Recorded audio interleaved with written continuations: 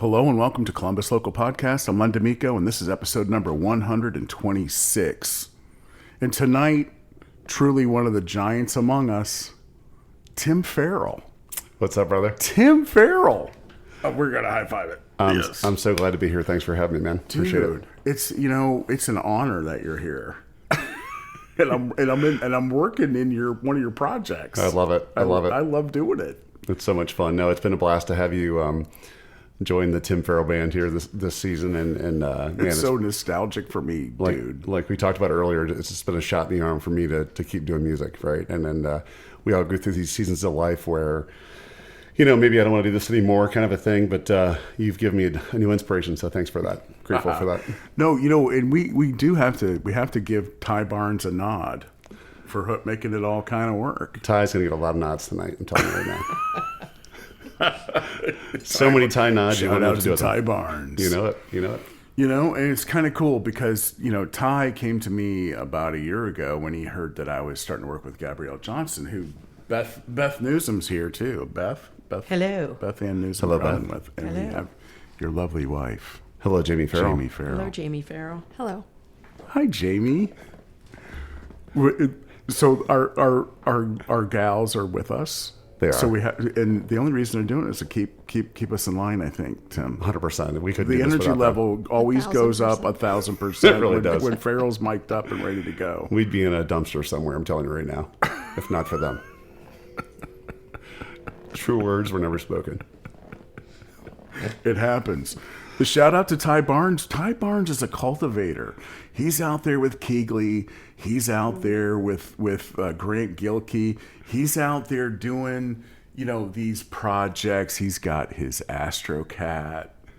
Dude, He's got the Tim Farrell band. Let's just start Ty now because he's got Ty Barnes. Ty will be a big part of this episode, whether he wants to be or not, because he has talk about being inspiring, right? He has brought the kind of life to a band that only Ty can bring, right? When I first started playing with him, I'm a pretty conservative guy, generally speaking, just in life and in business. Yeah. And, pretty laid back, playing some acoustic tunes, nothing too crazy. And here comes Ty Barnes, boy. I mean, the first time wiggling his skinny ass like a go-getter. Dude, the first time we played together, I remember this hip shake that started happening. I was scared to death. I didn't know what was about to happen. It's a wiggle, not a shake. There's a lot going on there, right? Yeah. But what I did notice was everybody in the crowd was literally doubled over. Like, we freaking love this dude, right? And that's Ty. And he's a showman. Aside from being just an incredible person and human, he's a great musician. But man, he brings the show every single time, and our band would be nothing without him and that personality. He adds himself. There's no question about it. He does. But you have your own personality, Tim Farrell. The two of you together, though, there is a magical combination. There's no question about it. It's a yin and a yang I couldn't possibly explain. Right? No, you can't. I'm a pretty, from a musical perspective, a pretty dialed back guy, and pretty, hey, let's play some acoustic songs, let's play some James Taylor, let's do this and that.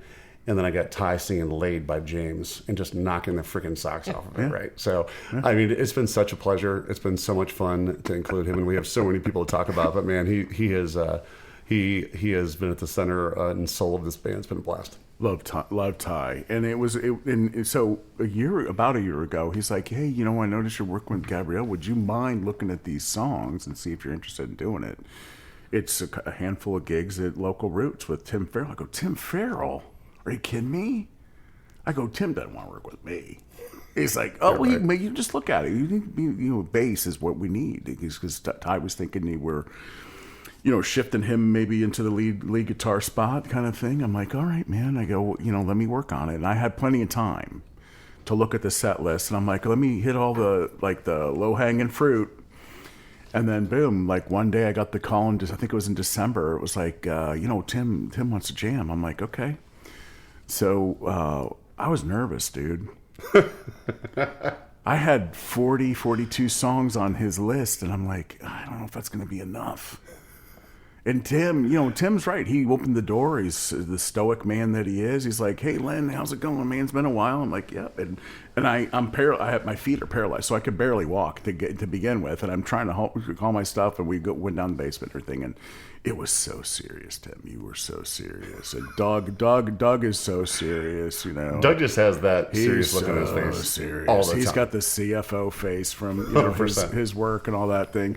And I'm like, oh my God, man, these guys, you know. And I know, and Ty was pretty serious that day too. And we went through like 30 songs. Yep. And I was like, oh, maybe I can hang with these cats, you know, because I was like on day 2 with the bass. So, but I did know some of the bass lines, but there were a couple of songs where, you know, it was the first time I'd ever played them with people, and I was just so motivated, dude, to like just do it, you know. That I kept, and Beth will tell you, I worked hard on both projects over the winter. You know, because I really wanted to do a good job. That was pretty obvious. That was pretty obvious. But you know, people are like, "Oh yeah, man, I can play guitar. Let me go out and do some music." And there's something out there for everybody. There really is. But you know, there are mappings of your abilities into the right projects. Right. You know, and you just got to find out your space and work your craft. You really truly can do whatever you want if you put your mind to it. But 100%. you got to work. But the thing is, working with the people that are like-minded. You know, and you're professional, but at the same time, the Tim Farrel Band's a great time.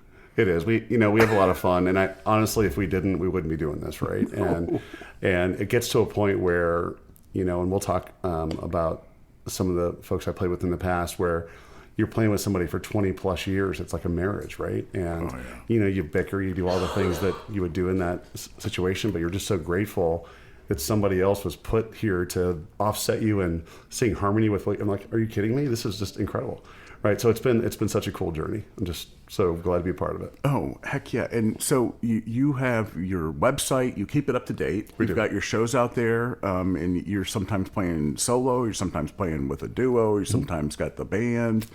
So you know, you really are booking based off of demand, and you know, you're balancing all of that music with your life. You got a lot going on with your personal life, but you're able to prioritize music with it too. Well, it's important to me. It's always been, you know, outside of family and God, music has always been kind of what has been a huge part of my life, and has helped me to kind of center myself and de-stress myself in times when I didn't think I could, right? So picking up a guitar and playing a couple songs here and there just gives me a feeling that I can't get anywhere else. And so it's my own version of a high, right? So to be able to have the ability to do that and step away, and I don't do it often enough when I'm by myself.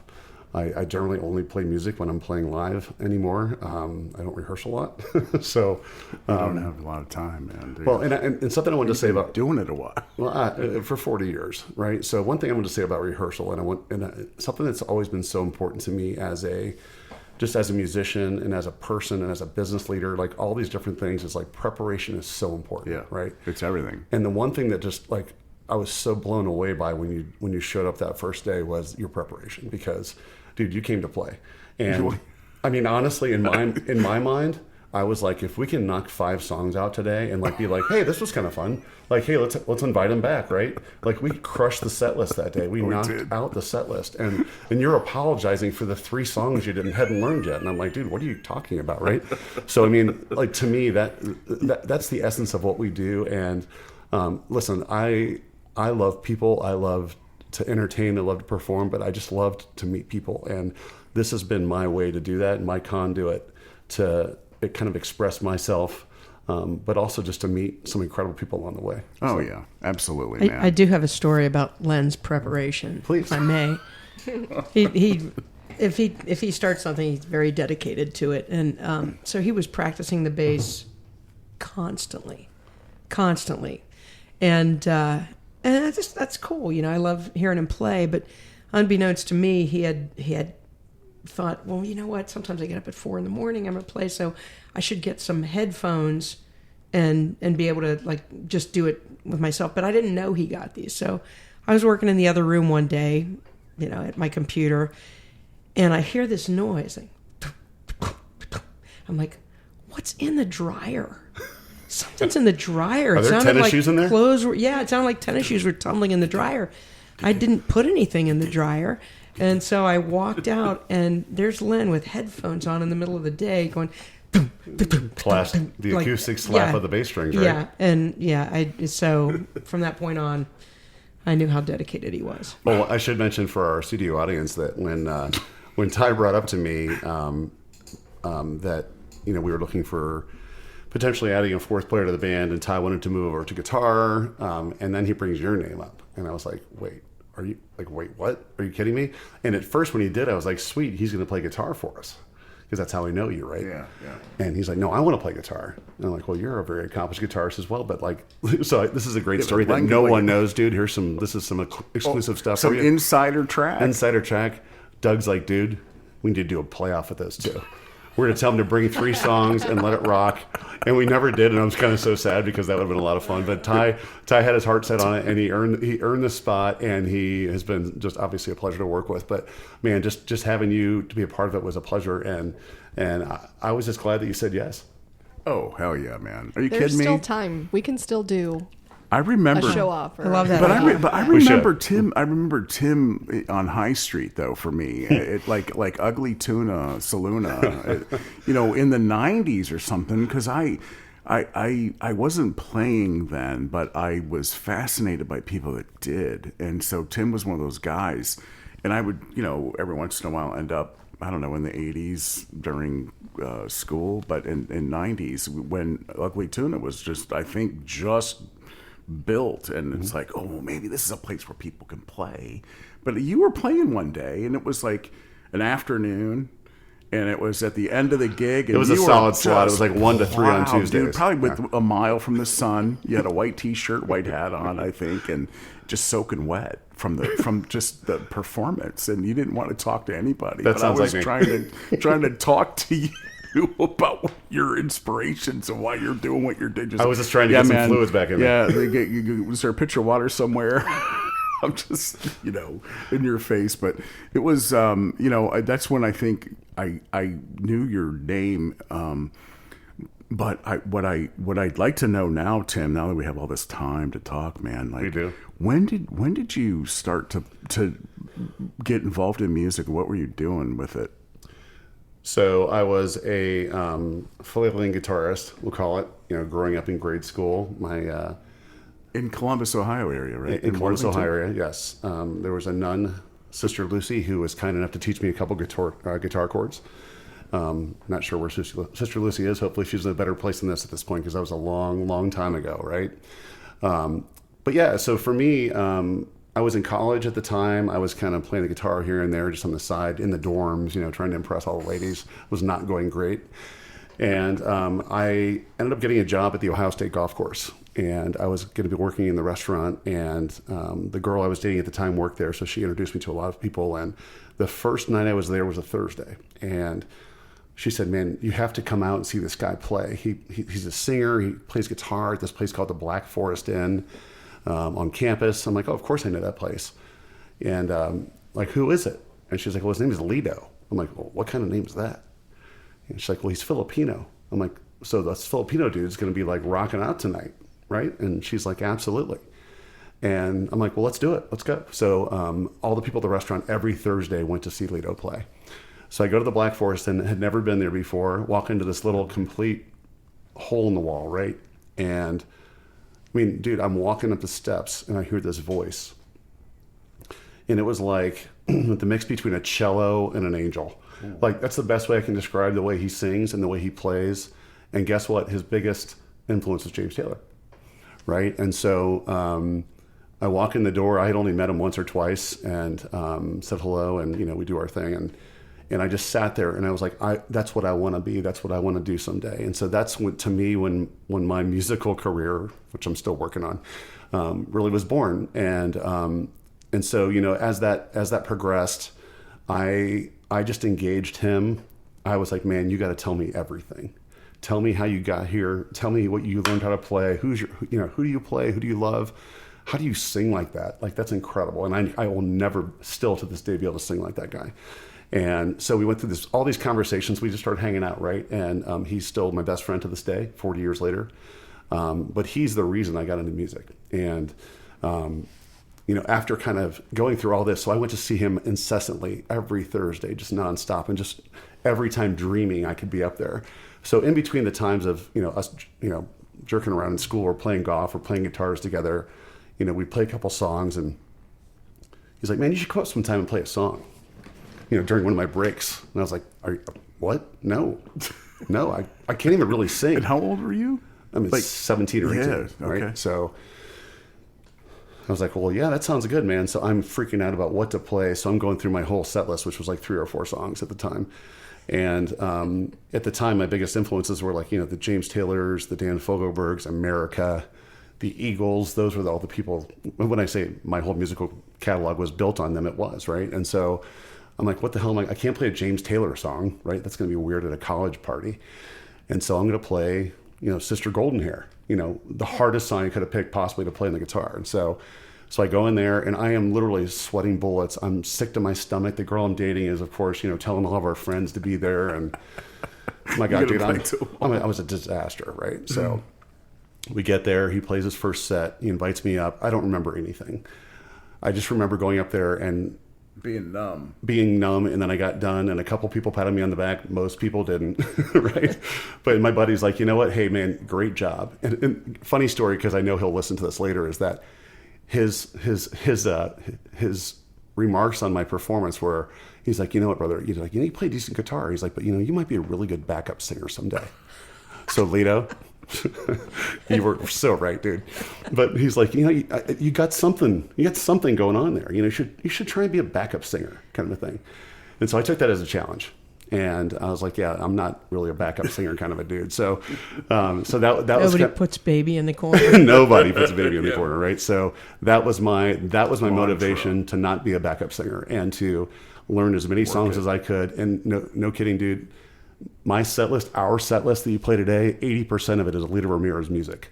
That was his set list. And just the America, the Don McLean, the Fogelberg, like all the crazy stuff that goes on there. Good times radio. It is, right? Man, yeah. And so all credit to him, not only for the friendship, but just for the music, because he is the reason I do this. And is he still with us? Oh, he's still with us. Yeah, he's with us. Still out playing? You know what? He stopped playing probably 20 plus years ago. Damn it. It's literally, man, it crushes me because he's so good. And he promised me about 15 years ago that one day he would sing one song with me on stage.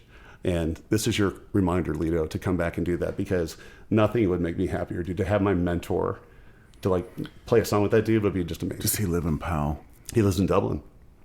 That's close to the Presidential Club. It is very close. It's a mile. In fact, his wife, Kat, his lovely wife, Kat, who I've also known for many years, even before I knew those two together, liked our post about playing at that place. So I think that Kat should come and bring her husband and have him sing a song. Kat and Lito, October the 3rd, Friday. It's coming up in 2 weeks. 10 days. Oh, we're close, man.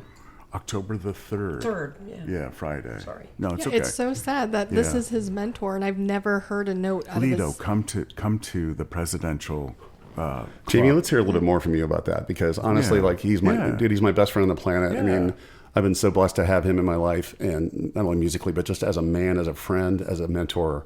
And my wife has never heard him sing. How sad is that? It's unacceptable. Maybe we'll hear him a week from Friday over in Powell at the Presidential. We're going to get social media to force him to do that. You know what?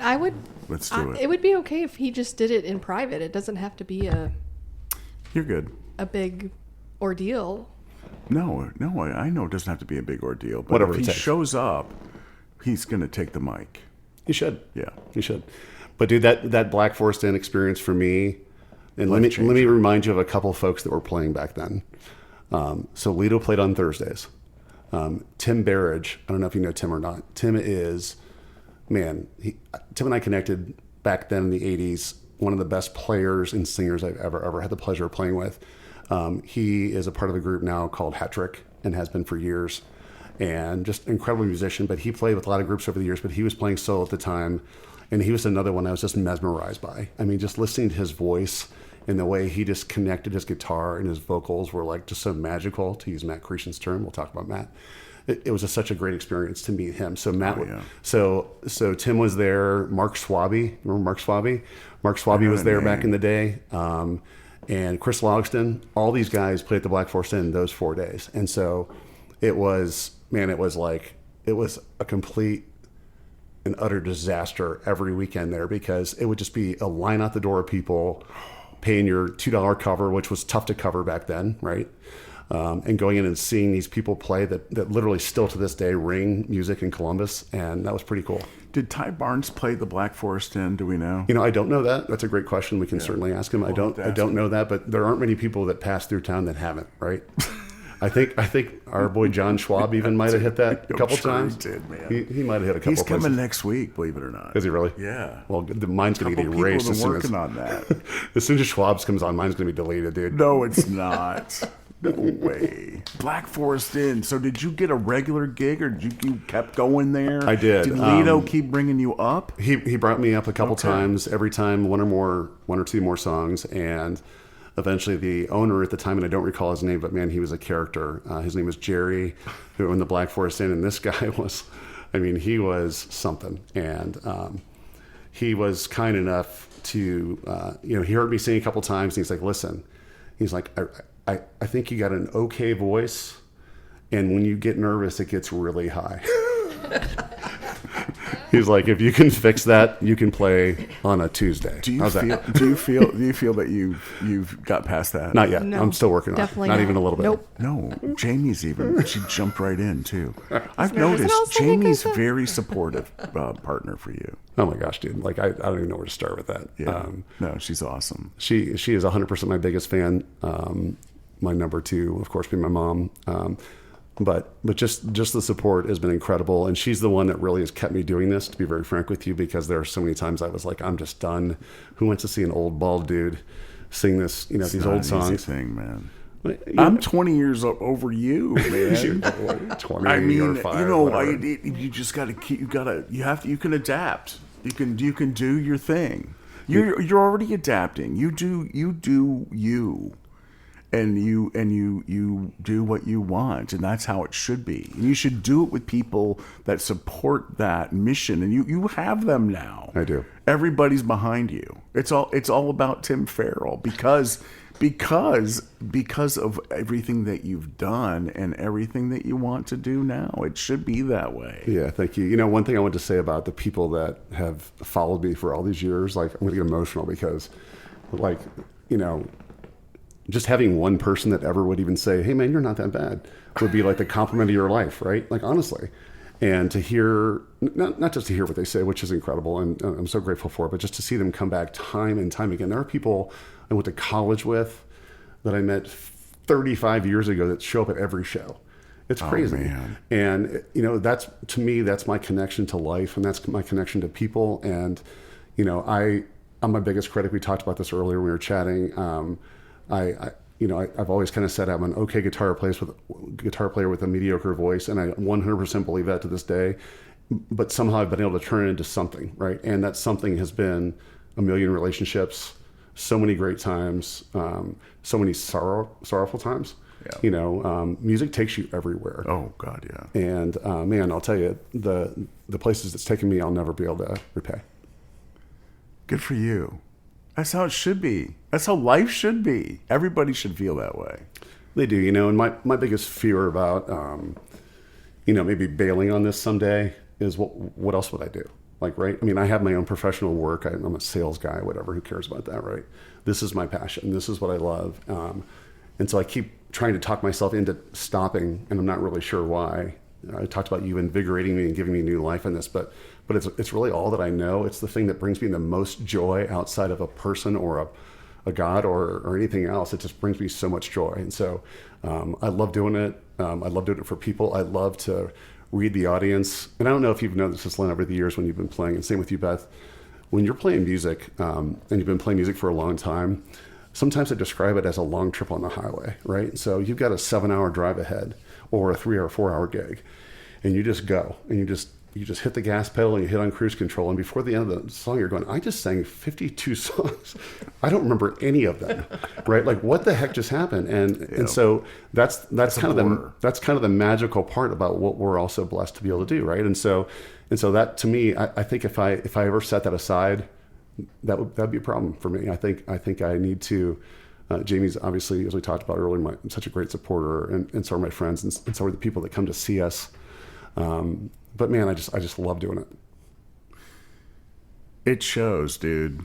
But don't you think what you describe is the element that brings you? In other words, for me, music, I go personally very deep with the moment, and I'm able to channel when all the frequencies are balanced. You know, when you have a real good sound on stage, and I'm there for the music, but I'm also there for that magical connection on stage with all the people that are performing the song. I almost become one with the music, and it's almost like a different existence playing.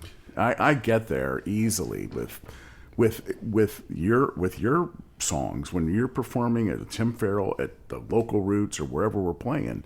But I also get there with other people. I get there with Beth in the living room sometimes. We're doing something, just the two of us, and it's like, man, there it is. You know, it's like, oh. It's like that harmonic of life, right? You know, you hit those harmonics sometimes, you're like, yes. Whoa, what was that? So are you there, or where are you with the feels? You know, for me, thanks for asking that, because that's the reason I do it, right? It's the reason that we all do it, I think. I mean, I'm not going to get any better as a player. I'm pretty much where I'm at.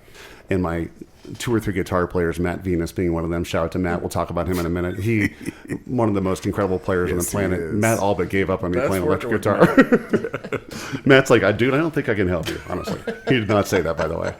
He's an amazing guy. But, you know, for me, here's the feeling that I'm going to explain. And it's hard if you haven't done this before. But when you're up there and you're playing a song and you're in your comfort zone, so let's just say, you know, maybe the crowd's going, well, this guy's about half-assed, right? Like, he's not that great. But in your mind, this is your tone, this is your harmonic, and you're dialed in, and you look out there and you see people just watching you and reacting and mouthing the words of the songs. There is nothing like it on the planet. There is no high that you will ever get that feels like that. And so for me, that's what drives me, and it's what's always driven me. And you know, the part B of that whole story is taking a break and going out and kind of mingling with the people that, number one, have supported you forever, but also the people that are there for the first time, right? And going, oh my gosh, guys, you guys play some good music. Like, I haven't heard those songs. Like, nobody plays this stuff, right? Right. And that's the idea. It's the thing you do. It's the idea, right? Yeah. And so there's a million great, incredible classic rock bands on the planet, especially here locally. There's so many amazing players. But I just feel like that's the scene, right? And so that was not the scene I took. That was not the path I took. And so that got me a lot of funny looks, you know, growing up when I'm picking up my acoustic and they're all trying to play Led Zeppelin and Van Halen and everybody else, and I'm playing James Taylor and Dan Fogelberg. It was a little bit of a different look. I feel you. Right? Yeah. I know, Beth, you can relate, right? Because but that was the music that really moved me, and it still moves me today. All that matters, though. So that feeling I was starting to describe was when you're out there and you're all dialed in and you're feeling like you're in voice and you're in playing, and you look out there and you just connect with a person, or you connect with a group of people. It is like, it's indescribable, right? It's just that feeling that just for a second, that you might have taken that person's worries away. I mean, everybody walks into that room with a whole set of stuff, right? They're all there just to have a good time. They're there to unwind, to disconnect from life. And they hear a song, they hear a note, they hear a line in a song, and you just see them like instantly lock into you. And like, to me, that's the most powerful thing as a musician to be able to witness, because that's really America song from '77. It is. Yeah, it is. But it's like, oh, but it's like it takes you right where the first time you heard it. But you get to witness that connection, and to me, that's the most powerful thing I could describe about music is when I'm looking around, and of course, people are all having conversations and loving life and enjoying and having their food and having their drinks. But man, every now and then when somebody kind of glances up like you just know that just hit them in a certain way, and that to me is the best payment I'll ever receive for music.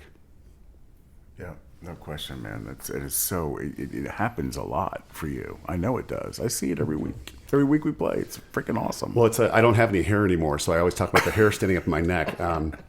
I don't have any at all. In fact, I shave my neck really well as well. So, but it's that man, like, oh my God, like there was just that moment. And you know, sometimes I'll go through an entire night and I won't get it.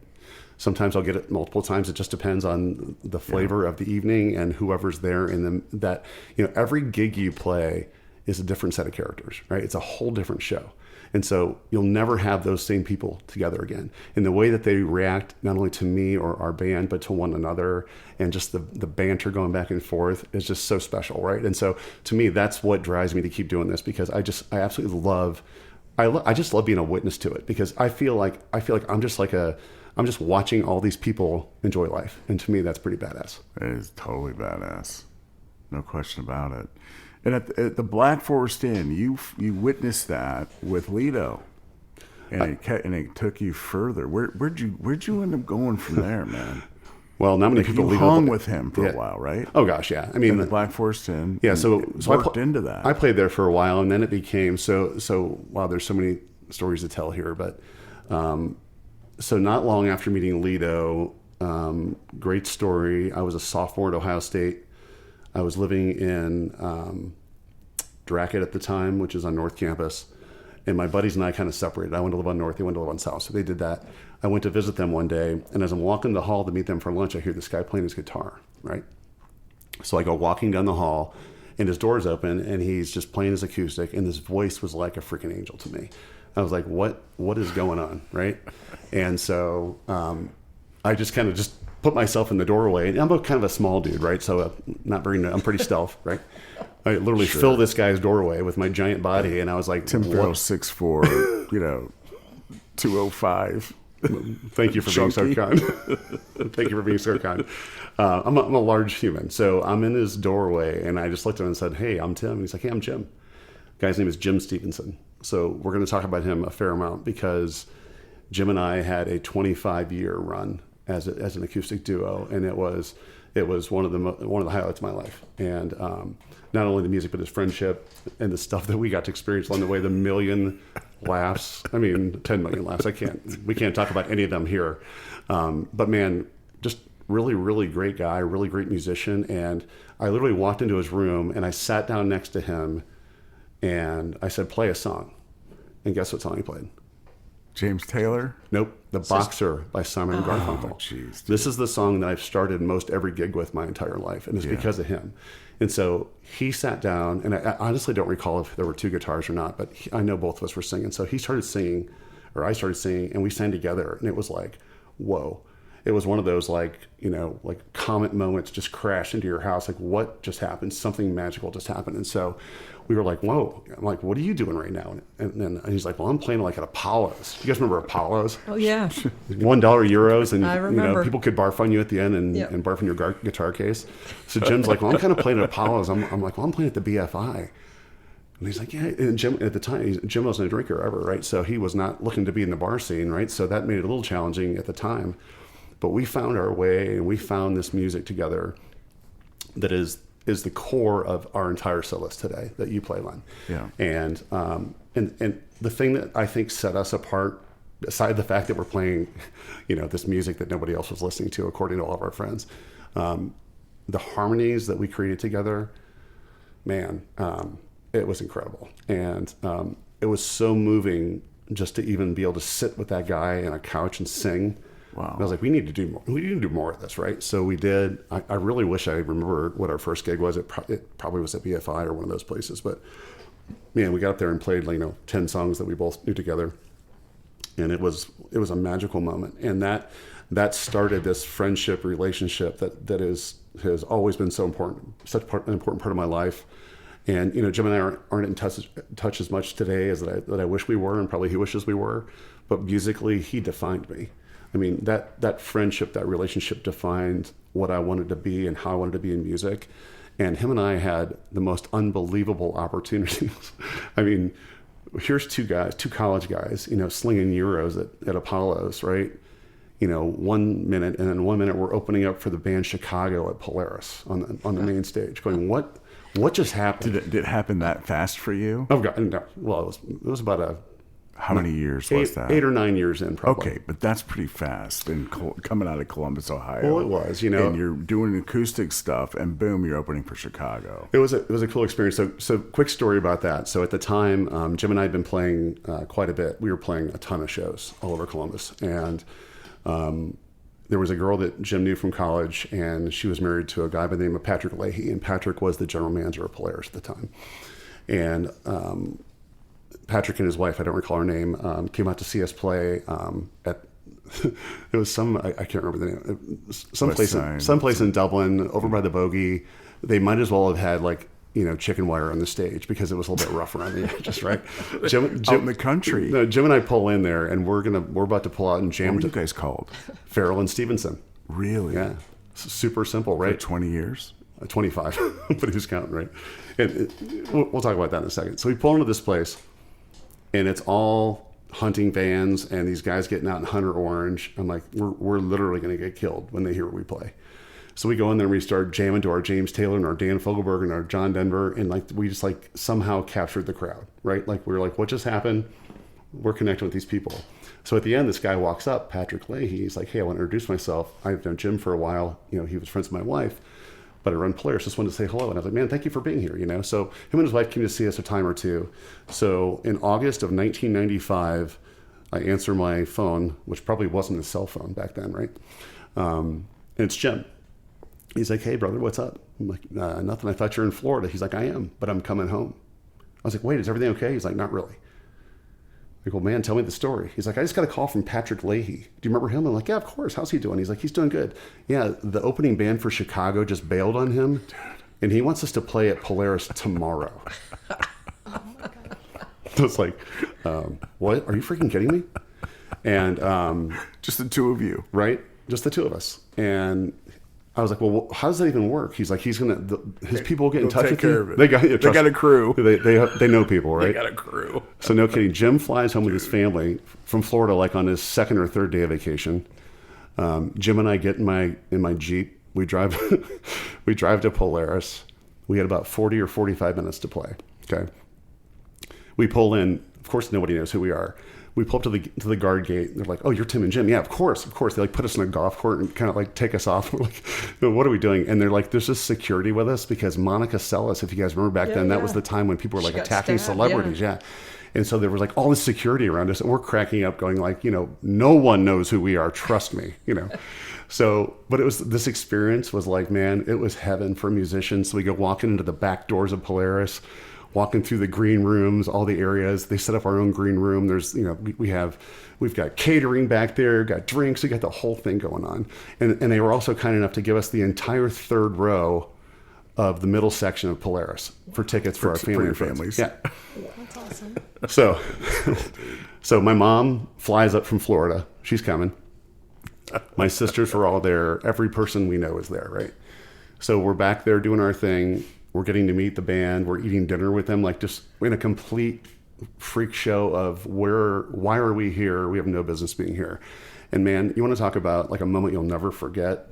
Just getting to talk to those guys, because here's what you realize really quick with every musician you'll ever meet.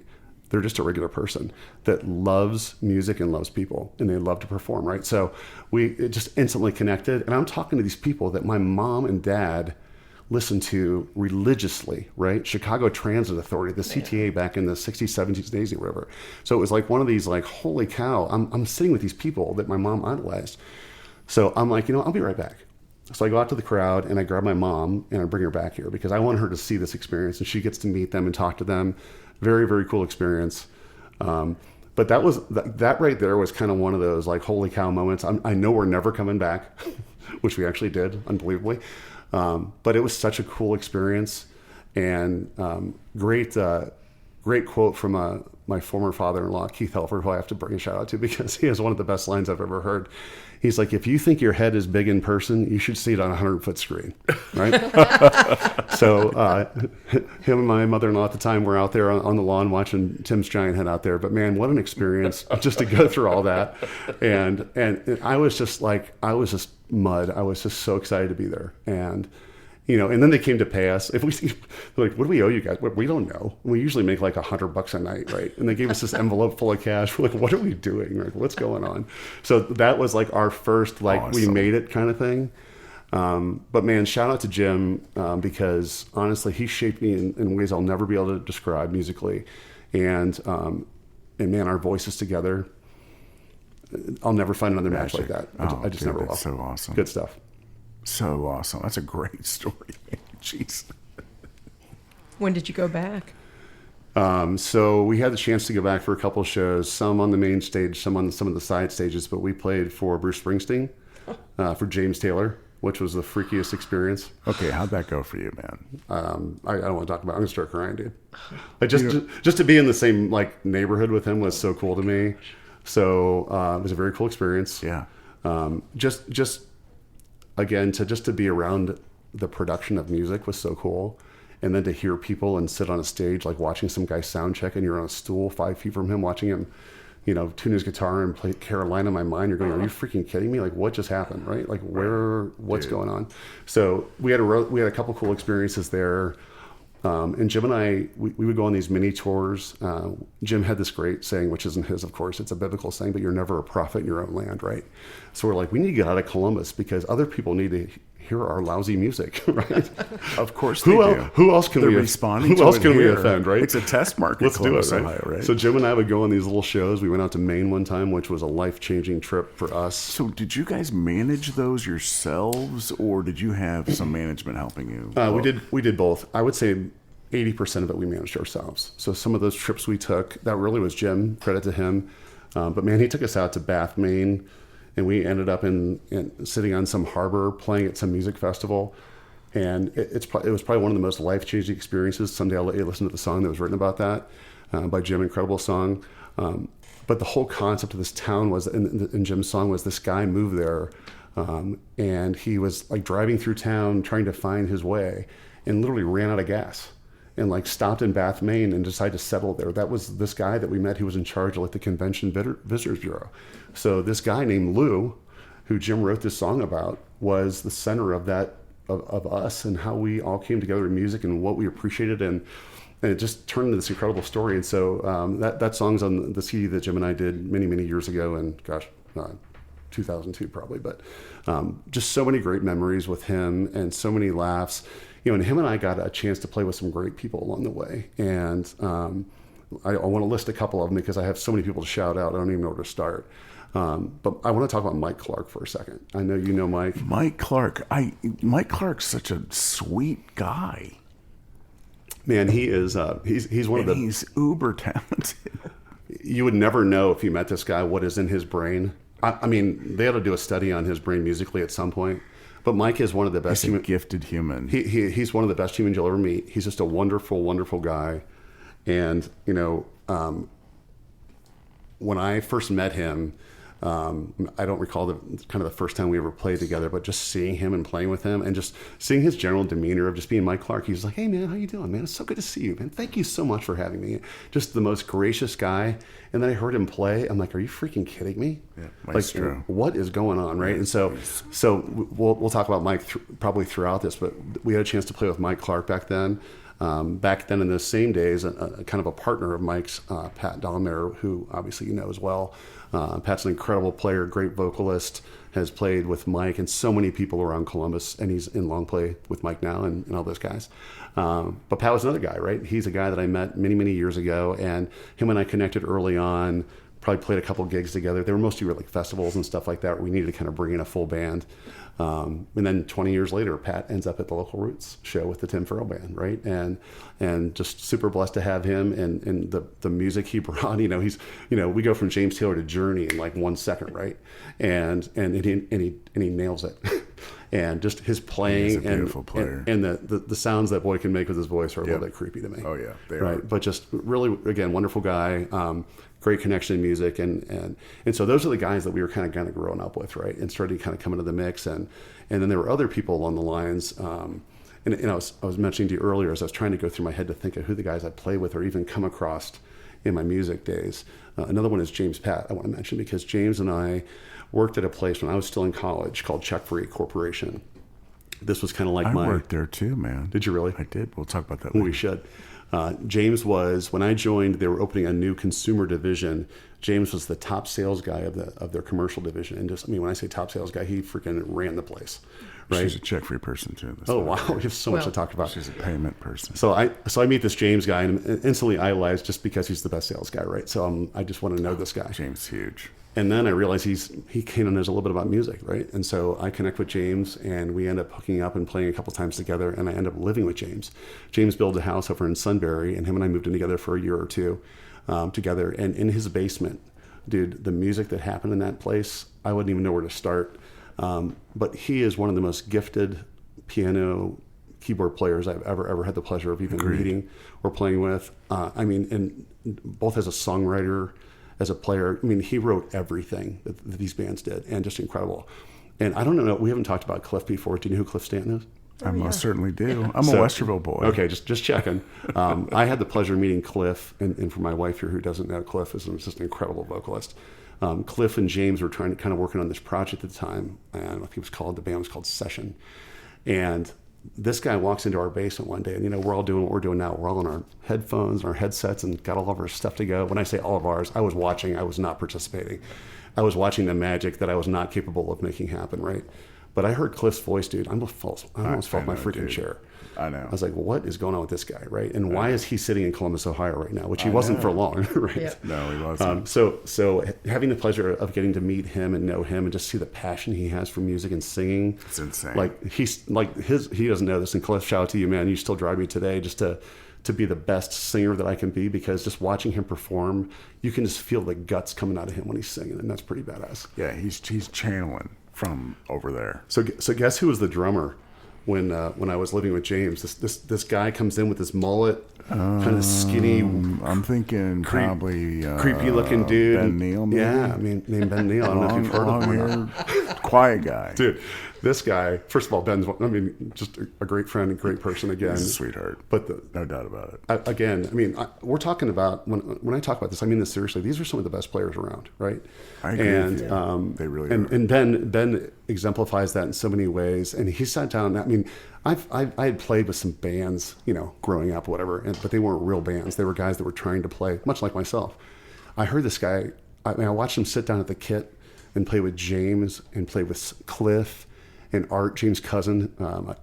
Cuevas, I think is his last name. Just the most incredible guitar player. And the stuff that was coming out of them, I was like, "Are you kidding me?" Mm-hmm. And I'm still mesmerized watching Ben play the drums. We do have the Ben and Julie Neal. Thank you, Bennett and Julie. Peanut Gallery. The Peanut Gallery. We're going to talk about Julie too. Just one of the freaking best singers on the planet, huge, bar none. But that was a really cool experience for me to get to know him and just to see, again, like these guys were born to play music. I mean, to me, this was a hobby, right? These guys were born to play music, and it was such an honor and a pleasure to play with these guys growing up and seeing what they were accomplishing and what they were doing. And I have zero musical training. I can't read a note of music. Obviously, as Lon probably knows now, playing with me. I'm in the same boat you are. I can't read a note. I'm afraid to try because I'm it might all ear. Screw me up. Yeah, it's all ear. My poor wife. Tell this quick story. Since I don't read anything, when I want to learn a new song, I can't just pull out the charts and play it. I have to listen to it 1,000 times and play it 2,000 times. And by the time I actually learn it, she's like, I never want to hear that song again, ever. That's true. True story. I live with the same situation right here. We're all in the same boat. But anyway, just kind of grown up with this group of guys, and and seeing the music that's being made, and all of us. I mean, so many different directions, and we have to get to a group of people that I want to talk about, which is I call them the one ton diesel group, right? So, dude, and that's where I kind of come into play too. Man, I'll tell you what, connections there. There's so many. So I want to talk. Cats. I want to talk about this guy named Brian Spicer, right? So I don't remember the year. It was probably early 2000s. This sales guy shows up to interview with me at the printing company I was running at the time, and just goofy as the day is long. He's got this like high pitched, crazy voice. Hey man, what's up, man? Just like this crazy laugh, and instantly, I don't know why, but I was so drawn to him, right? So we hired this guy because he knew his stuff, right? He was very accomplished in the business at the time. Great guitar player, great singer, right? So he comes in. I didn't know he played music, right? So he's working for me for a couple of weeks, and he brings up that he has a gig that night. I was like, "What are you talking about? A gig?" He's like, "Yeah, I play with these guys, man. We're playing over at the Street Scene." You guys remember that? I do. We're playing at the Street Scene. I'm like, well, I'm coming. He's like, no, you don't have to. I'm like, no, I'm coming, dude. I know I don't have to. And like watching what was happening there, and so back then, I don't remember the original players other than Brian Spicer and Jason Hill, right? Was the singer who's Jason Hill, dude. Ridiculous. Stop. I feel like we could spend a whole show on all these guys, right? We can. But hearing him sing and hearing Brian play was so inspiring. And so him and I had this instant connection. And so Brian was one of those guys that he just instantly was in my soul and in my heart, right? And I think it was because he was having a lot of struggles, a lot of challenges in life, with just life in general, but also with addiction. And I don't want to say I took him in, because he probably took me in as much as I took him in, but we took each other in, and man, we bonded in this friendship that is just unbreakable. And, so as we're going back and forth about music, I'm like, dude, my dream, one time, I just want to play one song with you or have a band with you. That's all I want, right? So back then, we're meeting all these guys, and so we meet Brian and we meet Jason, and they play this gig, and I was just so blown away. And I'm like, this is what I want. And so it's funny, because from a musical perspective, my wife has joked with me about this since the day she met me. I always say, man, I just want to be a rock star someday. And she's like, but you're not, right? And you know that, right? And she's so right. Jamie's so... I'm making her sound so direct, but she's amazing. She's amazing. No, she's very direct. And I love that about her. But I love that about Beth, though. I love that about Beth, too. She is. And what total honesty. And what I meant in my mind about a rock star, I'm thinking about the guy that's, playing the Les Paul and the leather pants, probably the shirt off, which no one wants to see, trust me, right? Pass. But just rocking down to some Zeppelin, doing my thing. That was my rock star in my brain. You right? and I have a lot of parallels. We do. I'll never be that. No, thankfully for all of us, and I promise I'll keep my shirt on all the at shows. 62, I'm definitely not. But what I realized early on was that that's not my style, right? So, anyways, we're going off on 45 tangents here, but I want to finish on Brian for a second, because he brought so many people into my life musically, Matt Cretion is a guy that we all know, and man, I'll tell you what, there's no one like him. God literally broke the mold. You're right. You're exactly right. He's a unique human. Part of him is more spiritual than human. It is. He's a wise man. Every time I see Matt, which isn't nearly as many times as I should, right? But we run into each other all the time, at local roots or music places. You're very fortunate. I mean, I just see him, and man, I want more moments like that. The second I see him, my face hurts just from smiling. I know, dude. He's that guy, right? But another great player. But so I got to meet him. I got to meet the legendary Billy Spitfire, dude. The legendary Billy Spitfire. So I've known Matt since he was 8 years old. Oh my gosh. He grew up with one of my brothers. That's crazy. And so we're Westerville people. So, Cliff Marsh was a little bit ahead of me. But Stanton? Cliff Stanton. I'm yeah, sorry. That's what he said. And thank you, Beth. Bobby Maines was. Oh my God, he was a classmate of mine. He's getting pretty good guitar. He he's should stick with that. He's almost there. He's almost there, dude. That guy's he and James, a freak show. Started Stadium 11 together. So I was watching all that, but I went to high school with Bob Maines, and he was an early inspirer of mine, but I didn't pick up the guitar till freaking. Was he a player back in the day, like back then? 7. I mean, I'm not surprised. I feel like he was pretty much. But he was electric. You were acoustic. He was an electric. That dude was born player. with a Les Paul in his hand. I feel like. He was insane, and he's still leveraging all that. Yeah. He's a boutique gear nut, and I kind of am too. Not to the degree that he is, and nor do I have the investment that he has in that gear. But I'm pretty close. So somebody wanted to back up to on this story before we finish kind of the Brian and One Ton Diesel story is, while I was at Ohio State working at the golf course, there was this dishwasher. Okay, this guy was just kind of ratty looking. He was scary, right? He was just kind of back there. He didn't really talk to a lot of people, and he's just back there just kind of washing dishes. And really, he was just kind of covered in steam the whole time, so you really couldn't make out his figure. I didn't know this guy had a voice, right? So Lido starts this band at Black Forest Inn called Lido and the Pack. Gets a couple players, including Mark Swaby and Brian Wigington on the drums. Shout out to Brian. And do you know who this guy was? It was a dishwasher. It was Keenan Blanke. Does that name ring a bell? It rings a bell. I don't know if you've ever heard any 80s music like Reaganomics. Yeah. It was Keenan, that guy, the lead singer of Reaganomics. So I'm not sure Keenan even knew he could sing at the time, but he gets up there and sings. We were like, dude, what the what? Are you kidding me? So he played with Lido for a while. He got into another band called Voices of Winter, which was like this incredible, it was like a theatrical performance with those guys. But that's how I got to know Keenan, right? And so over the years, of course, I'm a massive supporter of him because he's again, a great guy. I love his wife, Jenny, just great family. But man, what an incredibly gifted guy to sing. He is, man. And you know what? Here's my connection to him. Every time, and I would see that band once every 7 or 8 years. But every time I would see them, about the second set, midway through, I would get a cup of water and I would hand it to him. Because I remember playing in gigs, that was the thing I'd be fucking dying for. And I remember watching give him me a and drink, thinking, right? that dude could use a drink of water. No one in this goddamn place is like even giving a shit about this guy's like. This guy might Jesus. die in front of us, right? So I was the guy every 7 years that was handing him a glass of water. And by the 21st year, he's starting to make the connection to my face and the little water that would appear like halfway through the second set. You were Just- Keenan's angel, bro. It was this little water. And he'd be like, oh, fuck, there it is. He'd be like, dude. Thank he'd you. be like, dude. And he'd pound it, and then he'd be on, right? And he would, but I'd have that little 7-year second with the guy. It was the water connect. If he's listening, I'm that guy. You know what, Could dude? have been a wedding. It could have been a show at Lazy Chameleon. Could have been anywhere in Columbus. But I'm that guy that gave you the water. Dude, I don't know if you had the pleasure of being at their last show. I was there. Over So, at St. Michael's? Harry Buffalo. That may have been their last. Well, I was at.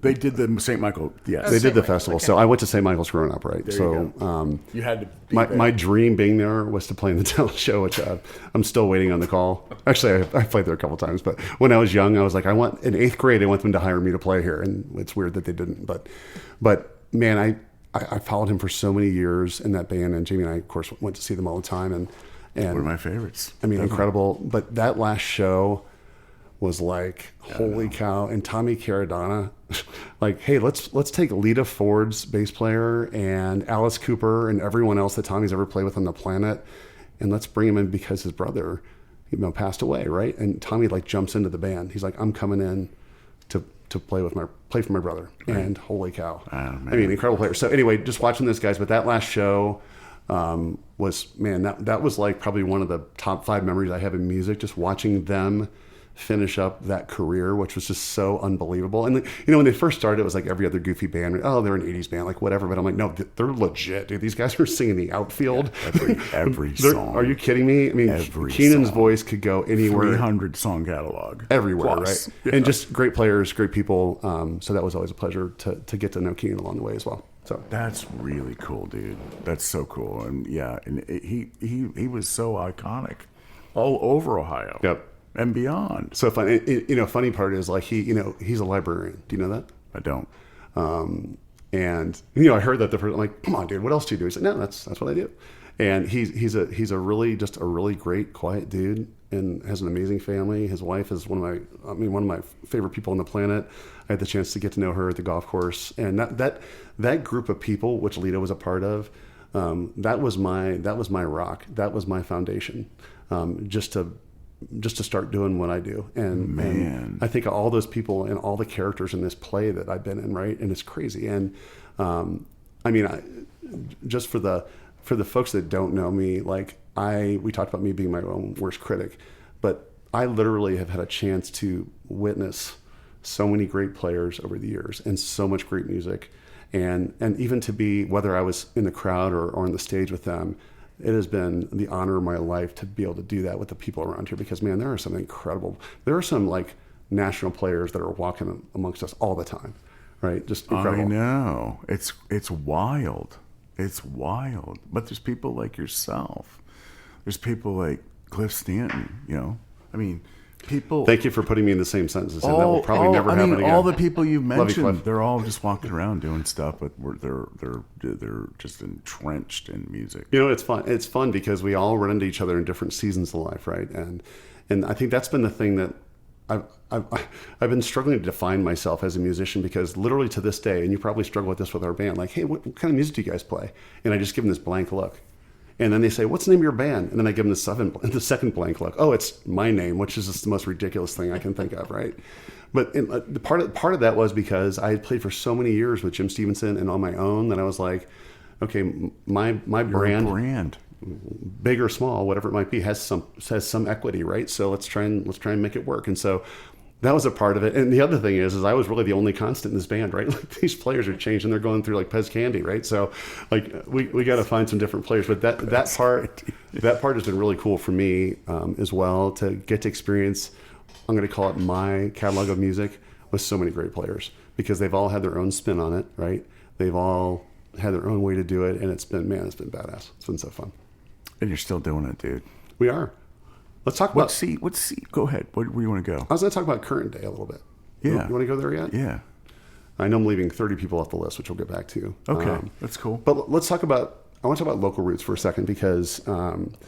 So Jessie, who's the owner of Local Roots, she was a bartender / manager in Powell at a place called... The Lost Shepherd. Thank you, Janie. She's so quiet. Oh. You're welcome. She's the best. Trust me, she talks way more than this in town, bro. So Jessie... I've seen her after the show. Jessie saw me play a couple times at the Lost Shepherd, right? And she kind of got plucked out of there by this guy in Powell who owns a lot of businesses down there and a lot of property, which happens to be where Local Roots is located now. And so he asked Jessie to basically come and like run this restaurant on his property, and she said, sure. And man, I'll tell you what, first of all, shout out to that place, because I couldn't possibly stack up the memories I've made at that place. And the people that I've met there, and Jessie is literally, I keep saying this, but just an incredible person, and has been so gracious to me over the years, and many years, for many years. And I did stop a couple years ago, but I'd ask her to fire me at the end. I would just say, Jessie, thank you so much for the opportunity, but I know there are people that should be playing here besides me. And she's like, knock it off. I'll see you next season. Like that was every season, And what season are you in now, Tim? Yeah, I'm still working on that. But I will tell you that Jessie invited us back next year for 2026. So 26. You got it, baby. So I wanted to talk. I wanted to mention her in that place, because she's built such an incredible restaurant and social gathering place in my little town of Powell. But what she's really built, without maybe knowing it, is an incredible musical connection for so many people. And at first, you're kind of seeing these people like myself that are no names kind of flying through Local Roots, playing here and there. And you're like, holy cow, so-and-so's playing. Like, holy cow, so-and-so's playing. Like, it became the place to be. And they were doing music once or twice a week, and they're doing it 6 or 7 nights a week now. And they just always bring it. The staff there is incredible. They're always so incredible to us, and to me in particular. And I just want to give them a shout, because they have kept my musical career alive. I mean, the second that I do get that call, which could very well be any day, it's the end for me, probably, right? Because I don't have the energy to go out and find something else, and I'm not sure I want to. And so that's kind of why every year I kind of have this kind of rebirth of, do I want to do this new season? Roots. Yeah. And the answer is it has nothing to do with Local Roots. Of course, I want to be there if I do it, but I just wasn't sure if I wanted to do it every year. And every year, usually in January or February, I start bothering her, going, man, I kind of miss music right now, because I don't play that much in the winter. And then I always go back, and it's been an absolute blessing in my life. So thank you, Jessie. Thank you, staff. Thank you for all the people that have been there. It's been 15 years, dude. 15 years playing there. Beautiful. And I mean, I've met hundreds and hundreds of people, and many of them still come back. So it's a blast. So it is a blast. And she's so gracious. She is gracious, human. She's one of those people that, Local Roots is the best way I can describe Jessie, is because she's just great at everything, and I want to say you never know it. She's just kind of there. She's just has built this incredible restaurant, this incredible following of people, and this incredible social gathering place, right? And it's just been, again, such a pleasure to be a part of it. And the day it dies, I'll just count my blessings and move on. So I don't see that happening. I'm not going to make you cry, am I? Yeah, you are. So because now Local Roots, that really is it's a fun gig. It's a great fun summer evening. It really is. It is, and the reason I love it, and the reason it's really one of the few places that I even play, and I certainly play there the most frequently, is that it's a reunion for me every Thursday, right? So I've been in Powell since 2000, and for 25 years I've had the pleasure of meeting so many great people along the way, both musically and just in business and in life. And to see these people just kind of stroll in and kind of glance at you, you're like, oh my gosh, are you kidding me? I haven't seen that person in so long. Like, oh my gosh. And so I love playing because, of course, I love sharing the music, but I really love to share the connection, and I love to just reconnect with people I haven't seen in a long time. And so that's been a pretty cool experience as well. Fantastic. It is fantastic. I think it's time we talk about Doug. You think it's time yet? It's your drummer in the Tim Farrell band today. Yes. That you're mentioning, Doug. Well, and he's a little bit more than the drummer. He's a guy that's been in my life for 40 years. He's all that. He is. How'd you meet Doug? Great story. So, I was still in college, I was on the 5-year plan. Doug was on the actual 4-year plan. But somewhere around both of us graduating, we worked for this property management company, or I did, and I had gotten my first property to manage, which was called Wyandotte Village on 161. It was right by the Elephant Bar. You guys remember that whole area? Yeah. This place was a little terrifying. It was a little old. It had been around for a couple of years, let's call it. But this was like, out of all the people in the company I worked for, there were about 50 managers, and I was the only guy. And you had to drive by Whiskey Dick's to get to it. I did. But being the only guy, they put me at this property because they knew that I probably needed to be able to handle myself if something went down. So I go to this place, and it's my own property, right? So I'm owning this place, right? I'm doing my thing, and my boss calls, and she's like, "Hey, I found you a new leasing agent." I was like, "Are you kidding me?" Like, I'm good. I'm like, "What's her name?" He's like, "It's a guy." I'm like, "Oh, now you're definitely kidding me." She's like, "He's a little rough around the edges. He's from New York, okay? He's not real expressive, okay? We're working on that, okay?" I can't wait till he listens to this because I'm just going to beat the heck out of him on this podcast. She's like, "But he's the quietest guy I've his ever name's met. Doug, and he's going to be here tomorrow." And I was like, "Oh, thanks, Debbie. That sounds great." So the next day I come in, and there's only one desk in the place because my office is the model, right? So I'm in the kitchen with a desk, right? And there's like a folding chair and a card table out there, which I assumed Doug would be at when I got there. No, Doug was in my chair. So I get there and I just look at him and he's just staring at me. He's like, "Who are you?" I said, "I'm Tim Farrell, and I think you're in my chair." He's like, "Well, it's my chair now." That's how it went down. That's how it started. He's like, "Yeah, I'm not sitting out there. I'm not doing that." So, no. I was like, "Well, hey, listen now, my name's Tim Farrell, and I'm going to be your boss, and I'm super great with people." Get and the like, fuck out of my chair. literally, no, like this is no bullshit. This is what he said to me. I said, "Hey, listen, I'm pretty easy to go. Like, all I care about is come prepared, do your job, come on time, do your thing." And I said, "But generally speaking, I'm a pretty easygoing. I get along with everybody." He's like, "I don't give a shit about any of that. I'm going to come in and do my job, and that's all I'm going to do." And that was the last conversation we had for maybe a week of working together. I was like, this is going to be so much fun. Let's close the leases for you. This is going to be a blast. So little by little, I found out that Doug finds out I play music, and he plays music at the time. And he's like, "Hey, brother, I play drums. I should play with you sometime." I'm like, "Yeah, hell yeah, let's do it." Because when you're a musician, you just say yes to everyone, Let's right? get together and jam, man. So some time had passed. I had moved on to another apartment community, and he got a real job at Bank One / Chase, and it kind of runs the place now. He's done a little bit better than the Tim Farrell man. But he's doing his thing, I'm doing my thing, and so we're like, "Hey, let's try." And he's like, "Hey, man, what would it take? Literally, what would it take for me to come and play a song with you?" And I was like, "Well, just bring your stuff over." So I'm managing this apartment building over on the east side. He brings his gear over to the leasing building, right? I tell the manager I'm going to be like taking care of business tonight. I got this. I'm going to have a little practice. So I bring some guys into play. Dude, it was a disaster. It was terrible. It was so bad. I was like, what is he playing? So I'm playing, Jim Stevenson's with us, right? So Jim and I, we're dialed in. We've been playing together for 10 years. We're just rocking stuff. And you have a drummer? We're playing it backwards right now. We're like, what are you playing? We don't know what's going on. So it was like, and I love it that he's going to hear this because it's just true. And it was the most uncomfortable moment of my life. I was like, I got to tell this guy there's zero chance he's playing with us, right? Zero. So this became this ongoing joke, which you can just imagine the words that came out of Doug's mouth every time I'd mentioned that I wasn't available to have him as my drummer. But over the years, he was one of my biggest silent supporters, right? Oh, heck yeah. And came to almost every show, made comments. Usually his comment was, "Hey, asshole, nice set." Yeah, that's Doug's. Yeah. That's Doug's comment. That's a compliment, right? Well, that's how he communicates with me. That's the compliment I've from known him Doug. 6 months. But you know what? Little by little, I was like, all right. So there was another epiphany, and I really don't remember when it was, but it was about 15 years ago, probably. He's like, "I'm ready." I was like, "What do you mean by that?" He's like, "I'm ready to play music with you." And I was like, I'm not sure that's going to happen, to be honest with you. He's like, "Dude, can you just quit being an a-hole and come over sometime and just play?" I'm like, of course. So I go over there, and I got to be honest with you, I was like, what happened to this dude, right? This guy's legit. He's so I want to say this right now.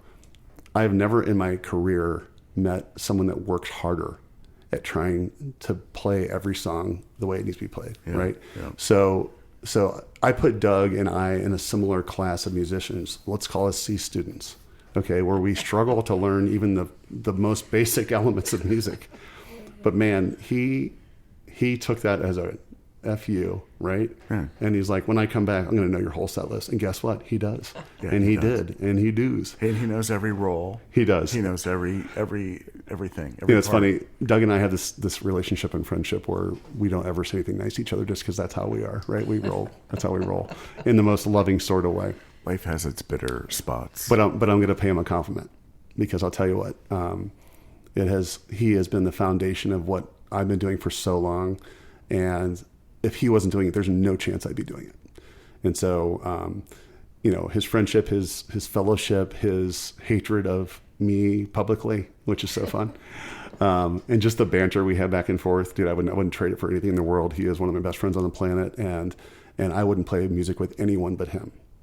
And so that's where we started, right? That was like, Doug was like, let me come play with you. So this is, I'm probably talking maybe 12 years ago.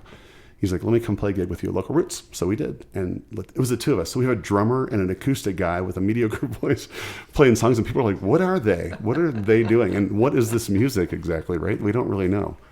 And that's how it started. And so Doug and I played together, just the two of us, for maybe 5 or 6 years.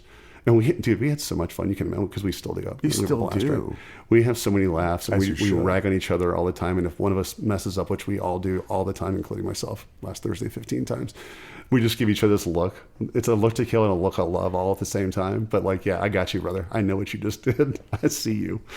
And so it's just been really, man, I'll tell you, I'm so blessed to have him in my life as a friend and as a musician. But man, his friendship and his loyalty has been incredible. And there have been times over the years when I've met different players. Like, hey man, I know this great drummer named Ben Neal. I'm like, yeah, I know that guy too. He's pretty good.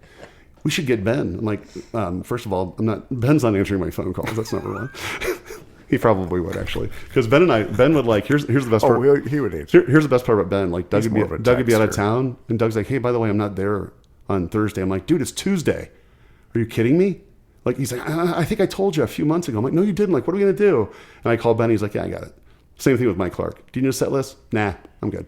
And here's the best part about Benny. Not only is he going to come in and play these songs like way better than they were recorded originally, but Benny's playing like backbeats and reggae. I was like, what are you doing? But it was so much fun. He's so much fun, right? So that's awesome. Anyway, shout out to those guys. But man, Doug has been a great influence on me, and he's also been a great grounder of me because he is so good at telling me how not great I am. And that's been honestly truly a great reminder of just the fellowship and friendship we've had over the years and what we've kind of built, I think, together. I kind of call him my XO, my executive officer in the band. So we've had a couple of dramas here and there back and forth. I'm like, XO, handle this, would you? I don't have time for this shit. Take care of the problem. I just can't, right? Take care of this.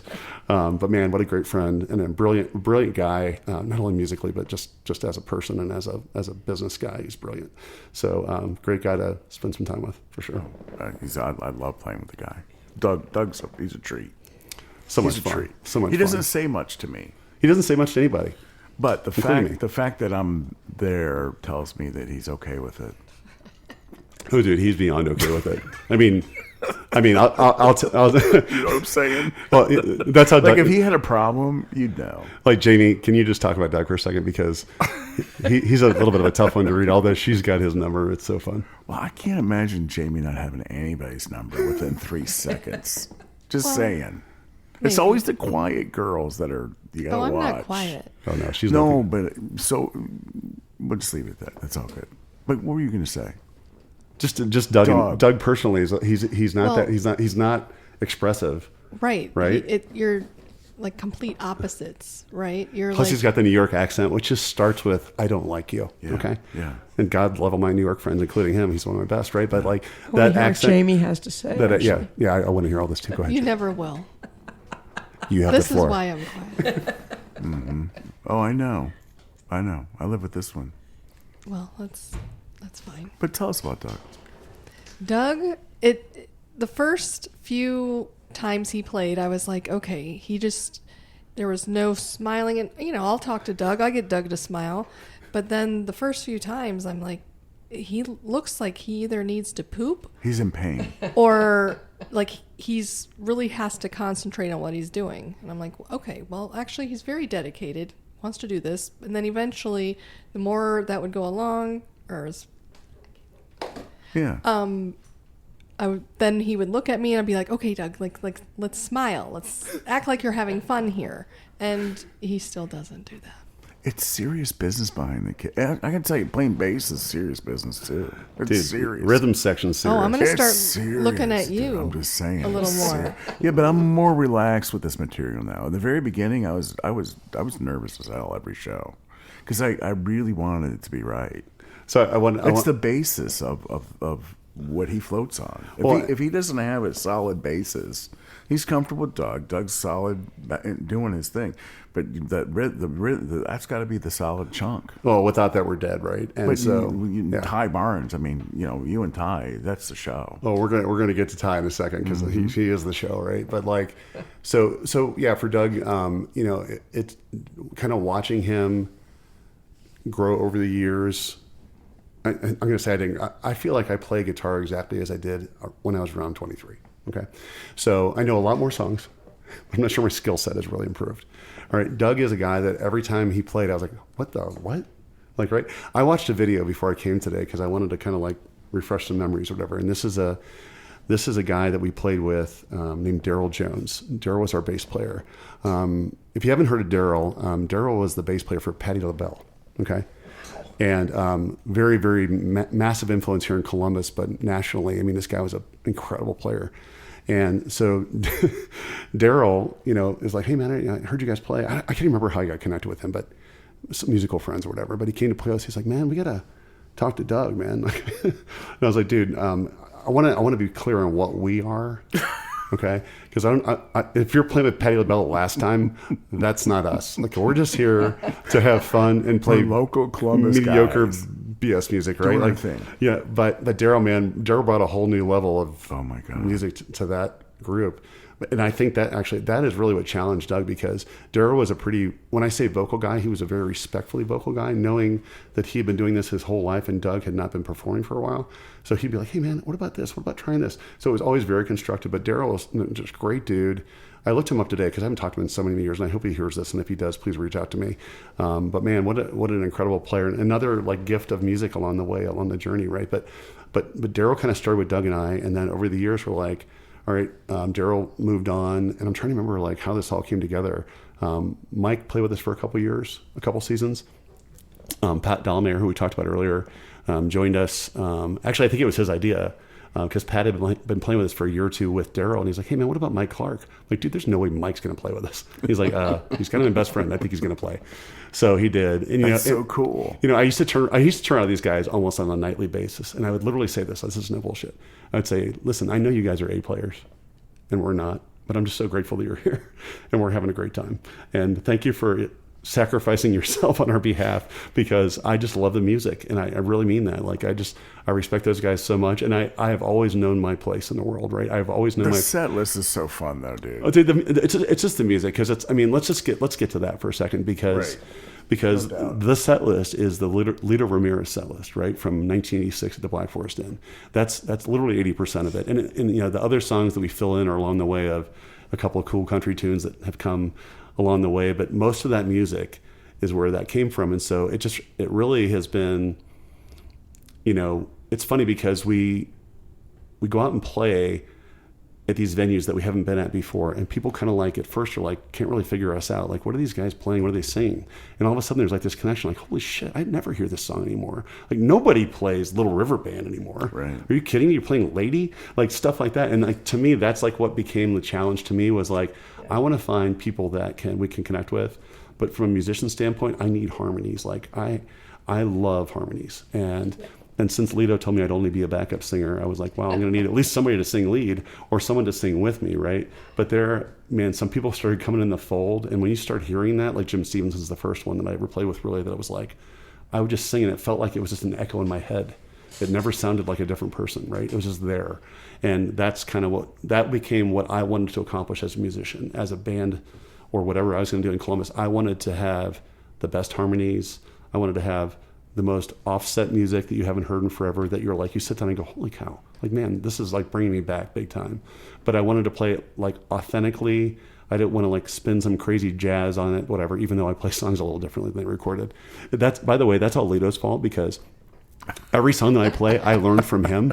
And so sometimes I'll hear a song on the radio. I'm like, oh my God, I'm playing that 42 beats too fast a minute. But I'm playing Lito's version. You're and that's blaming your mentor? I'm not blaming him. I'm crediting him, because that, you know what, You gotta go with it. he did it, and he did it really, really well, and I copied it, and it worked for me. So, shout out to him again. But man, it's been such a pleasure along the way. So as this local roots gig kind of kept going through, every year there were years I'd play solo. There's years I'd have a couple of guys playing with me. But as the band kind of started to form, the Tim Farrel Band, which I still think is the most ridiculous name on the planet, by the way, and I just loathe. It's a brand, though, dude. I loathe when people are like, hey man, what's the name of your band? I literally Jamie can tell you this. I just shudder. I'm like, oh Jesus, I got to tell him. It's my name. This is so wrong. I do something similar. It could be Megabeth. Well, yeah, but that's kind of badass, right? It's not Mega Tim. It's just Tim Farrell. That's not cool. You know, That's pretty there's cool. no Mega in my name. Pretty cool. So anyway, as this gig kind of evolved, we had the pleasure of Pat joining us, and then Mike Clark joining us. And man, that just like brought a whole new element to this music, right? Because it took an acoustic player who's used to playing with no one, to a guy playing with some percussion in the background, to like, holy cow, this is what the song actually is supposed to sound like. And then also, by the way, Mike and Pat's voices, what? I know. Again, like Silly. Mike is like got this like that kind of perfect pitch thing going on in his head, you know. So whatever he sings is just going to be right. And then you got Pat going in the stratosphere that like very few people on the planet without a vice on their, you know, private parts could get to. And he's just hitting it like it's just for fun, because he does that on a Tuesday morning. Just those elements of those voices together were like, what is dude, it was so awesome. And, you know, and those guys, of course, they were doing Hobgoblins. They were doing Smith Brothers. We're doing all these different projects. And again, every gig, like you guys, I know. The Smith Brothers lately. That's good That's stuff, great. man. Great music. But I kept saying, guys, I know. I just know. Yeah, and so know. Mike had to move on. And when Mike moved on, guess who comes in the fold? Ty Barnes. Mr. Ty Barnes. And I'm trying to think of, and I really honestly Was that can't. 5 years ago? It was. Yeah. About 5 years ago. Right at COVID? It was right around COVID, yeah. Probably 2020. You were sick. Or before or after that? Probably before, during, and after, yeah. But anyway, so here's this Ty Barnes guy. And man, you want to talk about a character in a play, right? I love Ty. This guy's personality. 25 years I've loved Ty Barnes. I mean, first of all, the guy just walks in. He doesn't shake your hand. He just hugs you, right? Because Ty hugs you. Hi, And I'm Ty. Like the verb. That's how he introduced himself to me. Like the verb. Like the verb. True story. So I will be very honest, because I like to be honest. I like to be an open book. First of all, Ty, musically, I was like, dude, this music is ridiculous. Well, your harmonies together, guy. Dude, you make me blush. Well, and as you know, that's not something that just shows up, right? No, like that takes it's time. magic. It is. But the first time I sang with him, I was like, well, there's something going on here for sure, right? But man, the first couple times we played together, as we've talked about, I'm a pretty conservative guy, just in life and in business and in leadership roles and all this kind of stuff I've had to do for fun, or had to do for a living, but not what I wanted to do. I was a little taken aback by Ty's stage presence. And it's mostly because I don't have one, right? Just being very frank. Before I know it, Ty is like dancing on the stage. He's doing these like David Lee Roth high kicks. Wiggle. He's doing the wiggle. He's doing the shake. And I don't know what in the hell just happened. I'm literally terrified. Okay.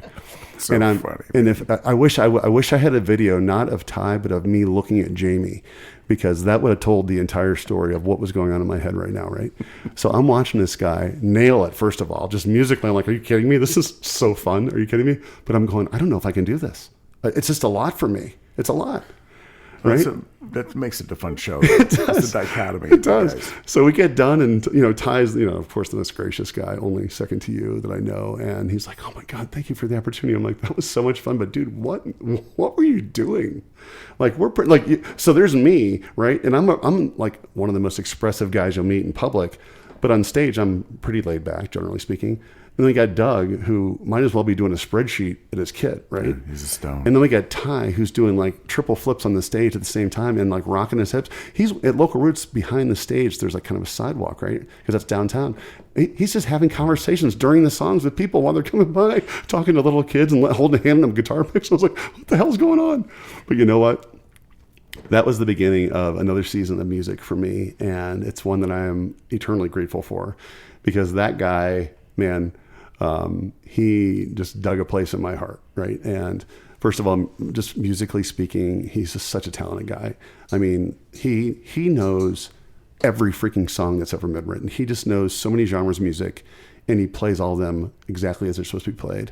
And having him join us was like just so cool, and having that voice to mix in with Pat and I, because we had like me and then really high, and just putting him in the middle was like, it was magical. And man, that was such a great experience. And so that's how Ty and I kind of got introduced. And I remember every show when I'm watching him do his kicks, I was honestly like, I was mortified in my brain going, oh my God, these people are going, what is this guy?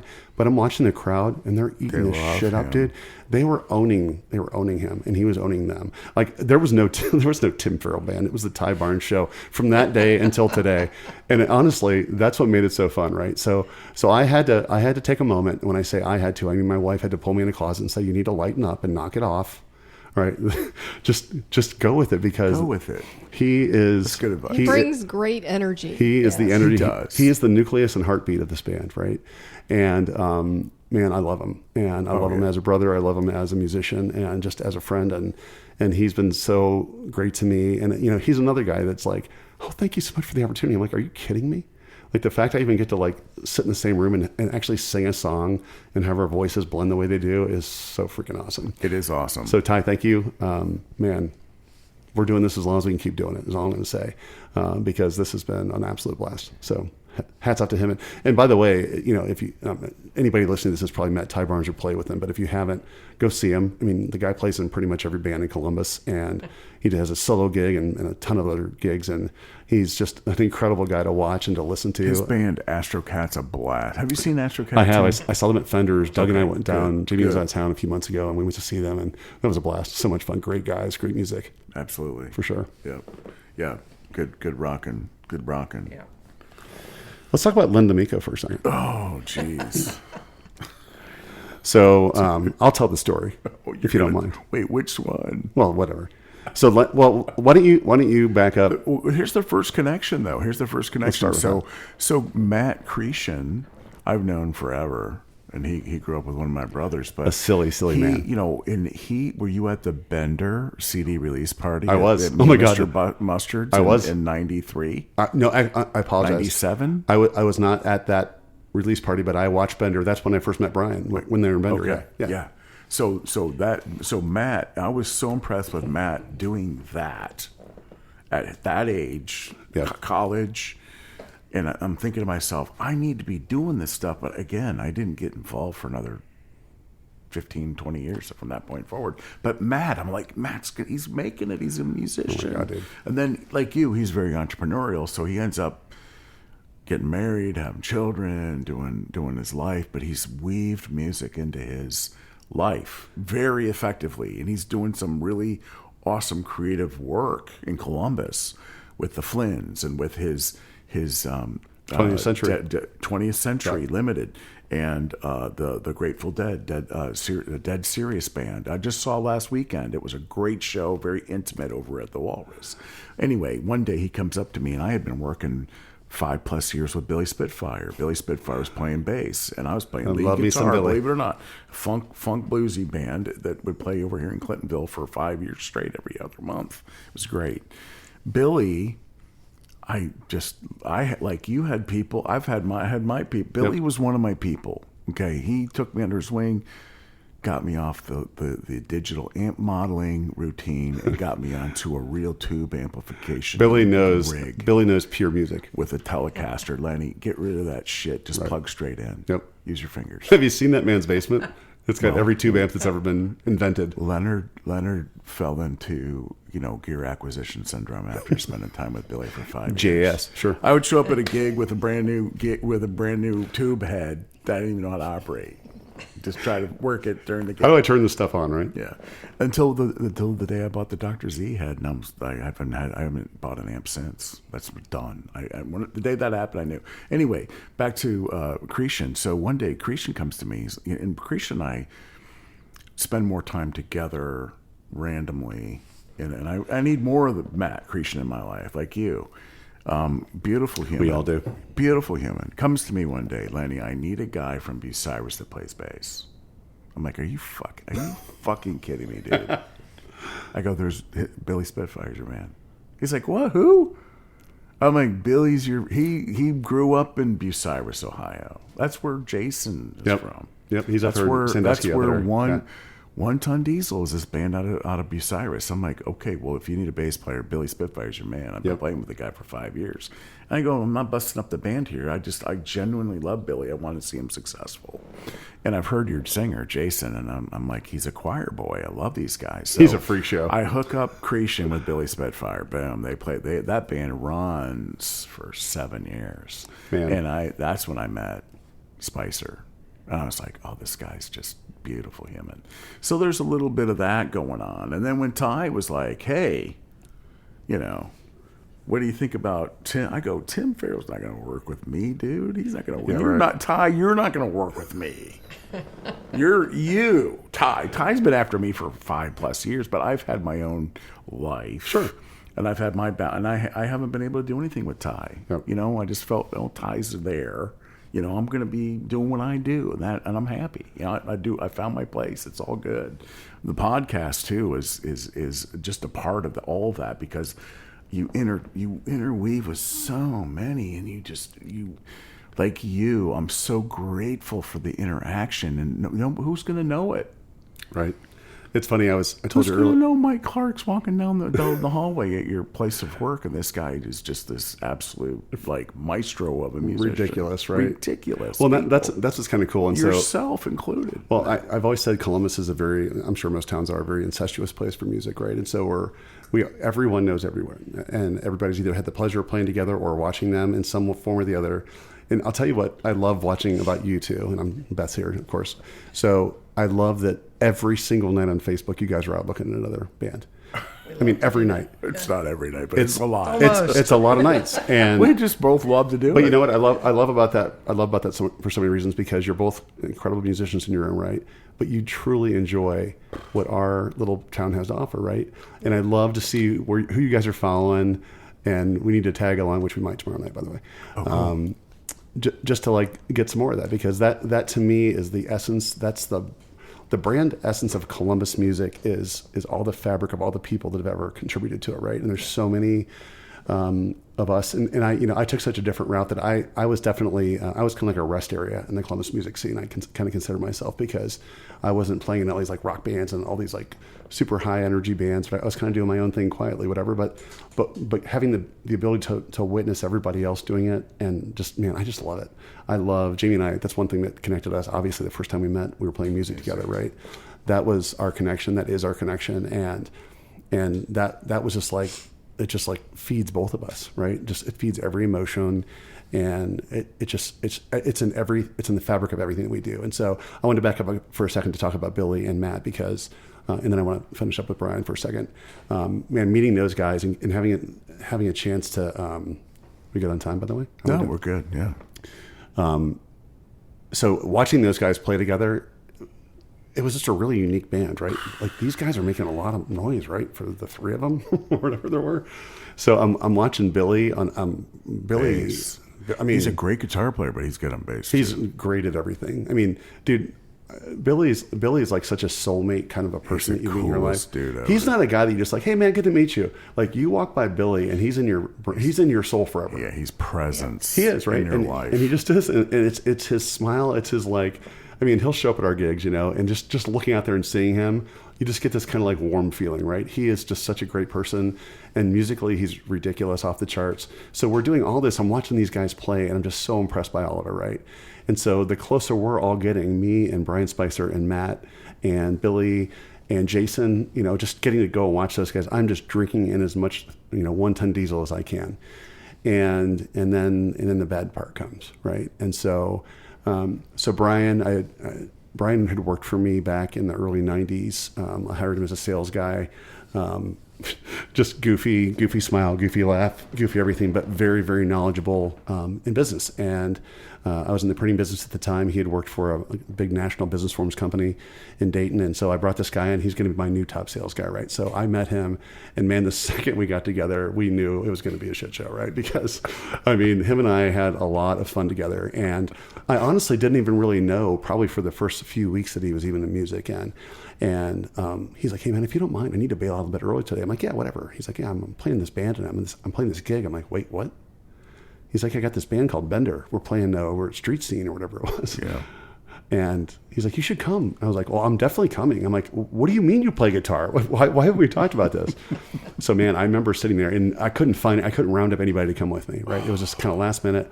So I'm sitting in this bar by myself, at a table by myself, watching this band going, are you freaking kidding me? Like, these guys are all geniuses, like ridiculous music.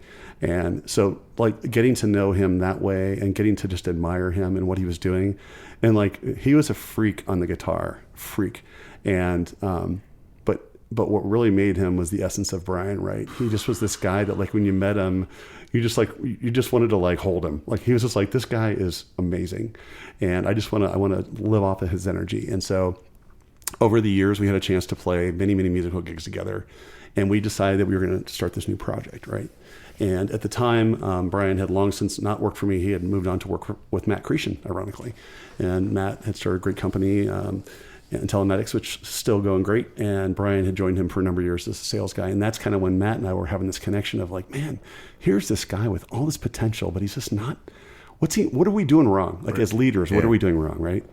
And what we were doing wrong is we weren't recognizing what he was struggling with, which was an addiction, right? And so as we got to know him a little bit more, we realized that was, you know, unfortunately a part of his life that was taking him over. And so for a couple of years, in and out of him being in rehab and doing all the things that these people have to go through, which is just so heart-wrenching, it was a tough journey, right? But it was a journey that I just, many of my friends and the people that I was hanging out with were like, what are you doing talking to him? Why are you still with this guy?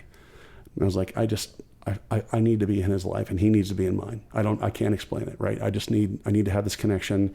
And I didn't for one second think that I could save him or that I was any ounce of any of that. I just felt like he needed me. You're not gonna leave him alone. No, I'm not gonna leave him alone. He needs me, and I need him, right? And so as things were becoming more and more challenging for him, you know, he had a beautiful wife, 2 girls, was very close with them, still am to this day, and he was slipping, and he was slipping hard, and unfortunately, it kind of ended their marriage. You know, things got really, really severe and bad, and then that was kind of the beginning of the end for Brian, right? Because he loved his family so much, and he knew, dude, he knew what he was doing was wrong. He just couldn't stop.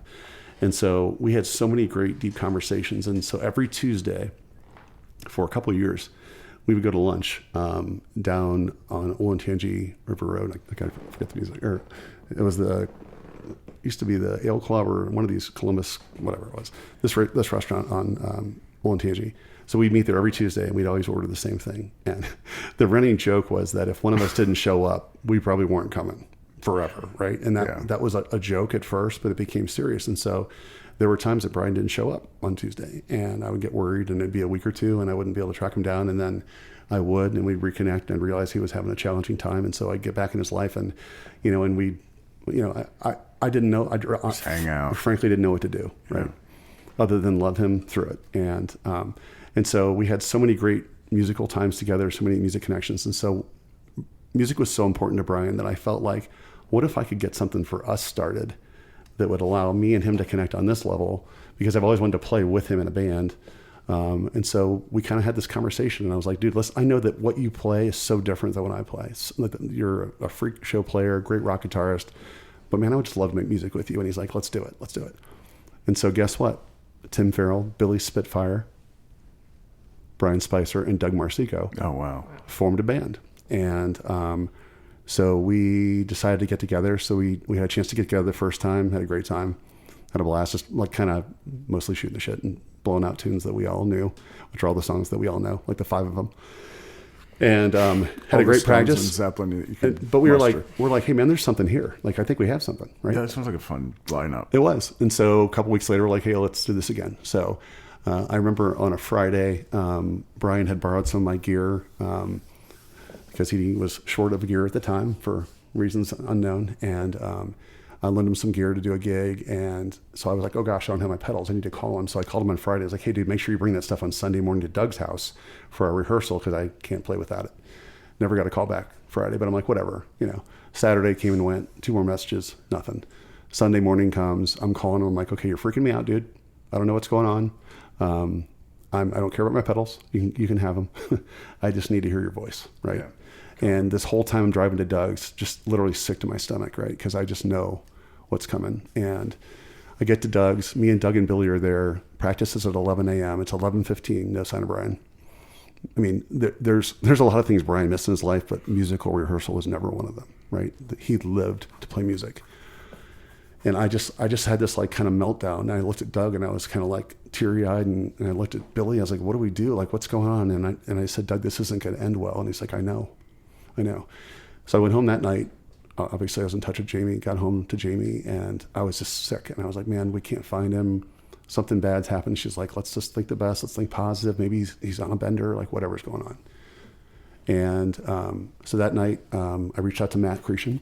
And him and Matt really, to be very frank, was kind of his caretaker at the time, much more so than me. And Matt really devoted a lot of his time and energy to Brian and his recovery in his life. And I'm so grateful to him for that. But I called Matt and said, Matt, I can't find him. He's like, I know, I can't either. He's like, dude, I'm not in town. I'm at a conference. I'm not there. What do I do? And I said, I don't know. I'll keep calling around. But I said, it was getting later in the evening. I said, please call me if you find something. I don't care if it's 3 a.m. Please call me. And so sure enough, I wasn't sleeping well, of course, close my eyes, turn off the lights, and about 11:30, 12 o'clock, the phone rings. So I get up, I click the light on. I'll never forget this. I just sat on the side of the bed before I answered the phone, and Jamie just sits up and puts her hand on my back. Like, I know. So I pick up the phone, it says Matt Cretion. And I said, hey buddy. He's like, he's gone, man. He's gone, Timmy. He's gone. I was like, holy shit, brother, what happened? So that moment for me was a challenging one, but it's one that I hold dear to my heart because he was just such an amazing friend, and he just taught me a lot about life, and he made me recognize like what a real struggle is, right? I bitch and moan about, I had a shitty day at work or I had this. I mean, this guy was fighting for his life every single day, and you know what? He fought long and hard, and he lost, and the Lord won. Right. So it's kind of like he did his thing, and that He was a beautiful musician, man. he was. And so I round this story out for a couple of reasons because I wanted him to be the focus that we talked about tonight. But I bring this all back around because a couple months, he died end of January, I think the 27th. And it's been, a number of years ago now, but his family and all of us in the musical community decided we wanted to do a benefit on his behalf for Julie and the girls. And so the Lazy Community was kind enough to host us on an afternoon. And actually, I think it was around St. Paddy's Day, if I'm not mistaken. We gathered, I don't even know how many guys were there. I don't know if you know, Len. But On stage? just that came to play. There were 10. I mean, at least. There were a lot of guys playing music. Yeah. Maybe a dozen, maybe 15. Because there were about 3 or 4 bands. Yeah, and there of players. So there are a couple bands that came up, but man, there were some titans of music on that stage paying tribute to him, and that was a really cool moment. And Jason singing Angels for the last song of that song was like, just like the most moving moment I can remember in my life in music. But I just want to say a shout out to my brother Spice. You man, we miss you, buddy. And just the influence he had on me and the influence he had on all of us in this tight group that you're a part of now, because you were sharing a stage with all of us that night, right? Oh yeah, that was like I was there. I played. That felt like one of those "We Are the World" moments, didn't it? It did, man. It was sweet. It was very emotional for me. And I didn't know Brian like you knew Brian. I knew Brian more as an admirer of a consumer of his music, and he knew it. But I'd be sitting in front of him at every One Ton Diesel show, him and Jason, Just to watch it all happen, night, right? Just and Google Eye and the drummer, because I love Matt Creation. Oh my gosh. I love him like a brother. And his brother and I, we're close too. They're like me and the D'Amico brothers and the Creation brothers. We're always kind of like a Westerville, Right. brotherhood. There were inner circles. All of that is what life's all about, man. Yep. Like that Lazy Chameleon show. That was a time. And I remember when you actually came on the stage. You weren't there for the first song. Right. You chose to come on when you came on. Well, I did because I think When you were ready to come on. when I wasn't ready yet. I'll tell you that, number one. And number two, I think it was, being Tim Farrell and playing the acoustic guitar, you got to kind of whittle your way to these shows. I think 3 a.m. might have been the song that we all played together the first time. But man, that was a great experience. I was just so grateful to have reconnected with you. And man, I tell you, when Ty's like, "Hey, what about Len?" I was like, "Wait, what? No, he's not gonna answer our That's how call." I felt about you guys. I was like, "Are you though. kidding me? He's not gonna play." No, I felt that way about you guys. Well, I'm like, well, thank you. We now have the humble pie on both sides, right? Because it's true. But man, it's been a journey, and it's just starting for you, brother. it It really is. I believe there's something. You got a lot of youth in you. Well, I do, and I'll tell you, just You're like this one here, Beth. right. Very young. I'm very young at heart. She's very young. Well, you know what? Like, it's so cool to play and watch these people that are like have been running the music business in Columbus forever to like just drop in. Hey, Dave Crouch, how you doing? Like, oh, never heard of them, right? Like, you just see these people walk into our shows going, these are the people that made this music forever, right? And it's such an honor just to number one, go see them and then have the favor returned. It's just such an honor, right? That's just pretty cool. And man, it's been a ride, and I'll keep doing it as long as I can. That's all I can say. There's no reason why you shouldn't. Have you written any songs, Tim? I've been dying to ask you all night. I haven't heard any of your original material. We'll talk about that. How much do you have? I have a limited amount of original material. We'll call it that. We'll call it a dozen, like, produced songs. How about that? Yeah. And maybe I'll let you listen to them sometime if you're lucky. I don't play them ever out. I've snuck a couple in there here and there, but usually it's when people are going to the bathroom, kind of a thing. But one thing I want to talk about just from a music perspective is, having been able to like kind of absorb all this over the years, not only just to see the talent in the genres of music, but it's amazing to me kind of where I am today musically, because like I don't listen to anything but worship music anymore, dude. It's all I listen to. And it's something that like, Jamie and I kind of have been on this kind of faith journey together over the last year or two, and it's been just an amazing time in our life. But our son-in-law, our daughter's husband, is a worship leader at Adventure Church here in Columbus. And if you haven't come to see him, come see him. But most of all, just come for the experience, because it's an incredible experience. But his name's Josh Rhodes, and Josh is when I say a player, I mean he is one of the finest vocalists I've ever heard, ever. And that's saying a lot. And the respect I have for him as a vocalist is one thing, but the respect I have for him as a man and as a spiritual leader and as a friend and as a son-in-law, I can't even possibly overstate. And so, Josh and I had so many great deep talks about music and life and, faith and stuff over the years. But as we've gotten deeper into it, I have gotten involved with, Jimmy and I have both become involved with Adventure Church a lot. I'm on their worship team now. I do their broadcast audio stuff that's going on in the live stream. Oh, wow. Jamie volunteers kind of on the dream team. So we're both super involved with different groups and stuff like that. But I mentioned that because just from a round out of like, where is Tim Farrell today? Like, I have had the pleasure of playing so much music in my career and so many different songs I wish I could play that I never had a chance to, because I didn't have the skill set, to be frank. But man, where I've landed today, which is playing the music that I have a chance to, the honor to play with you and Doug and Ty, that's just such a cool thing for me. That's just, man, it's a wrap on my life. It literally is the story of my life. And the connections I've had a chance to make with people over the years are what have defined me. And this kind of faith journey has kind of really driven me to this kind of, worship type music. And like I said, it's what I fill my heart and soul with every minute of every day. And it's just kind of like taking me over from a musical perspective. And what I love about it is, I've been playing this stuff. You've been playing these same songs for as long as I have, 40 years, right? Like they're just in my head. I talked about the highway syndrome earlier, of just like driving down the highway and not remembering the last 200 miles. That's what a gig can feel like sometimes, because you've played these songs just in your head religiously. This worship music is very complex. It's very, very complex. And there's so many elements going on, and it's been such a challenge for me as a musician to like really go, oh my gosh, I should probably figure this out, right?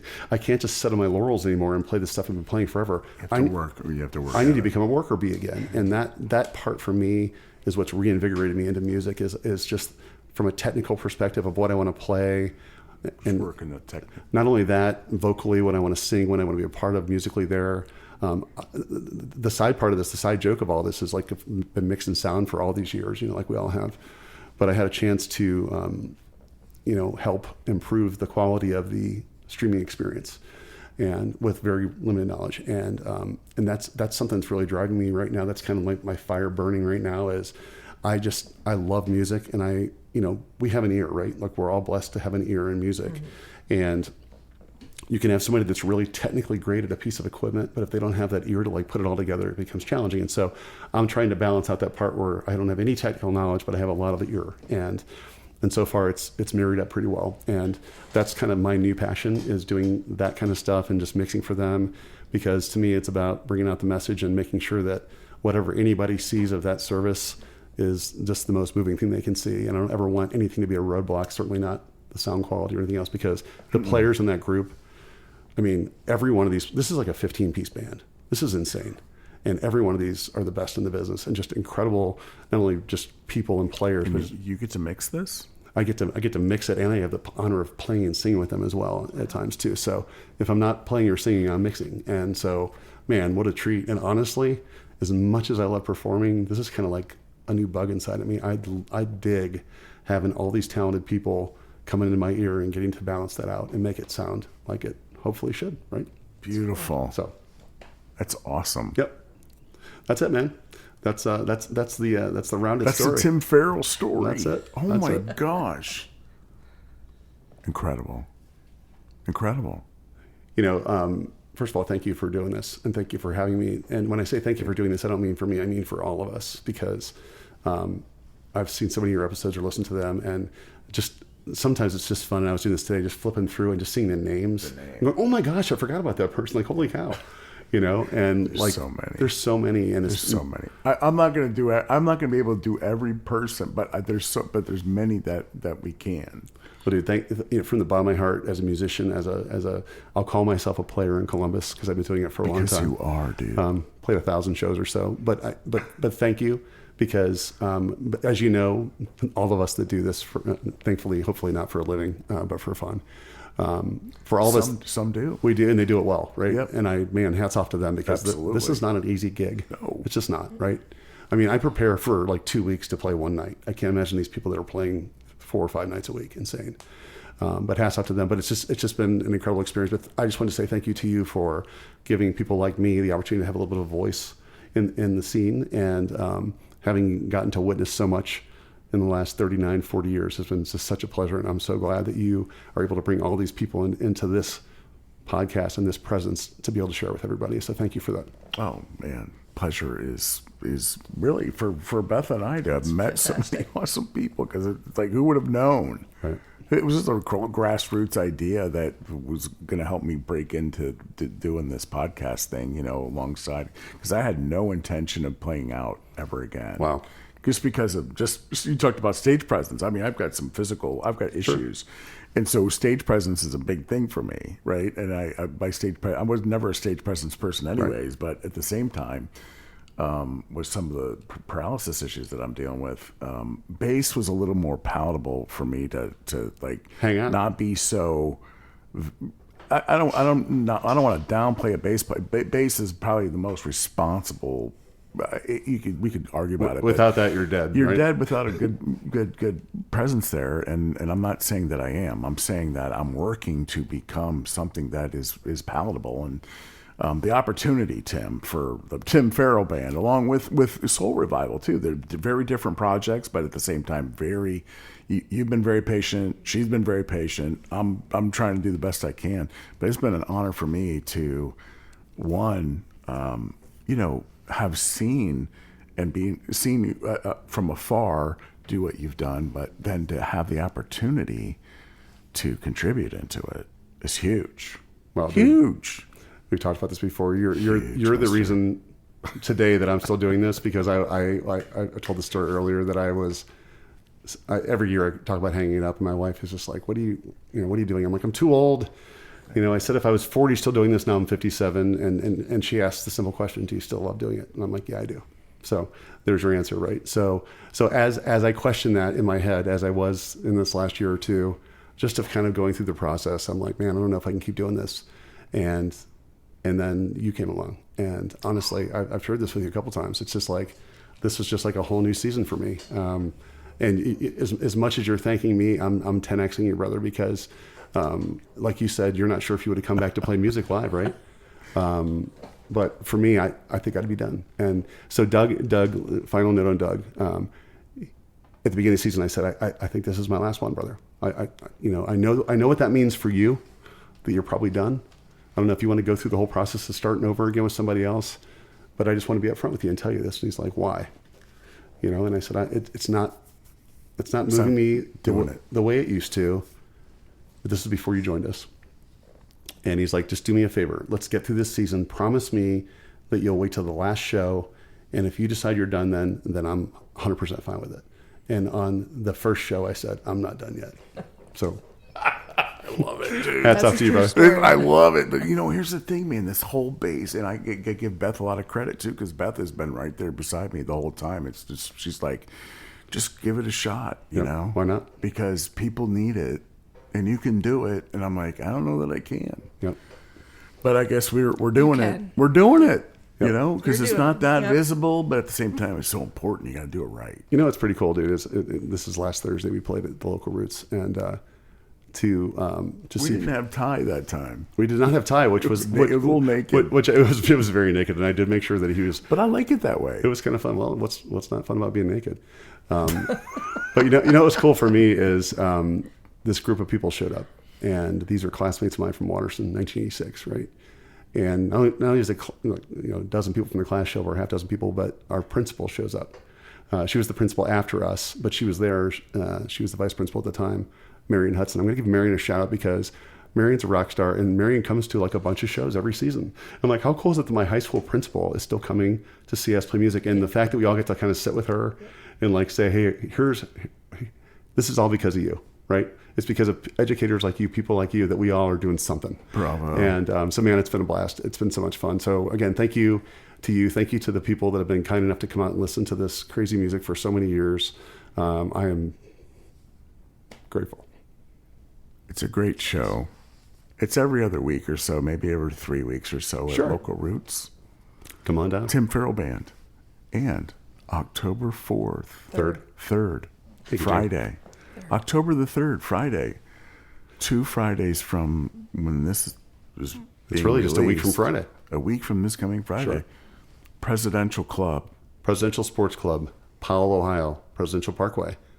Right across the road from where you reside. We're not going to say exactly where you reside. Oh, we shouldn't. But it's next door to in Lazy the Chameleon. area. You've probably heard of that before. Next door in the same strip mall. Yeah, area. come out and give it a listen. Great place. There are new owners. Who's playing that night at Lazy? Do we know? I don't. We should find out. Find out. Anyway, Len, thank you. It's been an absolute pleasure, brother.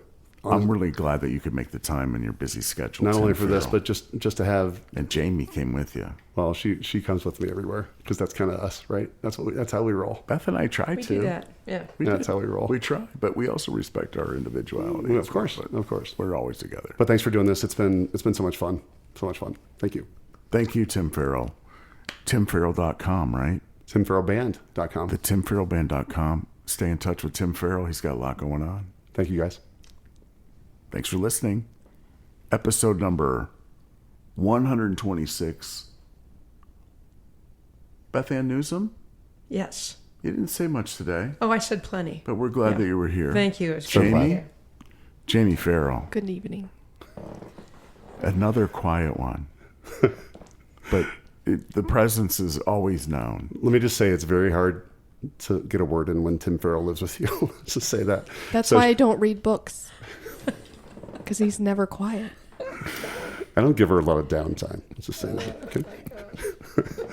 No, dude, thank you. This has been so much fun, Beth. So grateful for both of you in my life right now, in our lives. Same. And man, it's been a ride. And I can't wait to keep riding it with you, brother. Yeah, me too, man.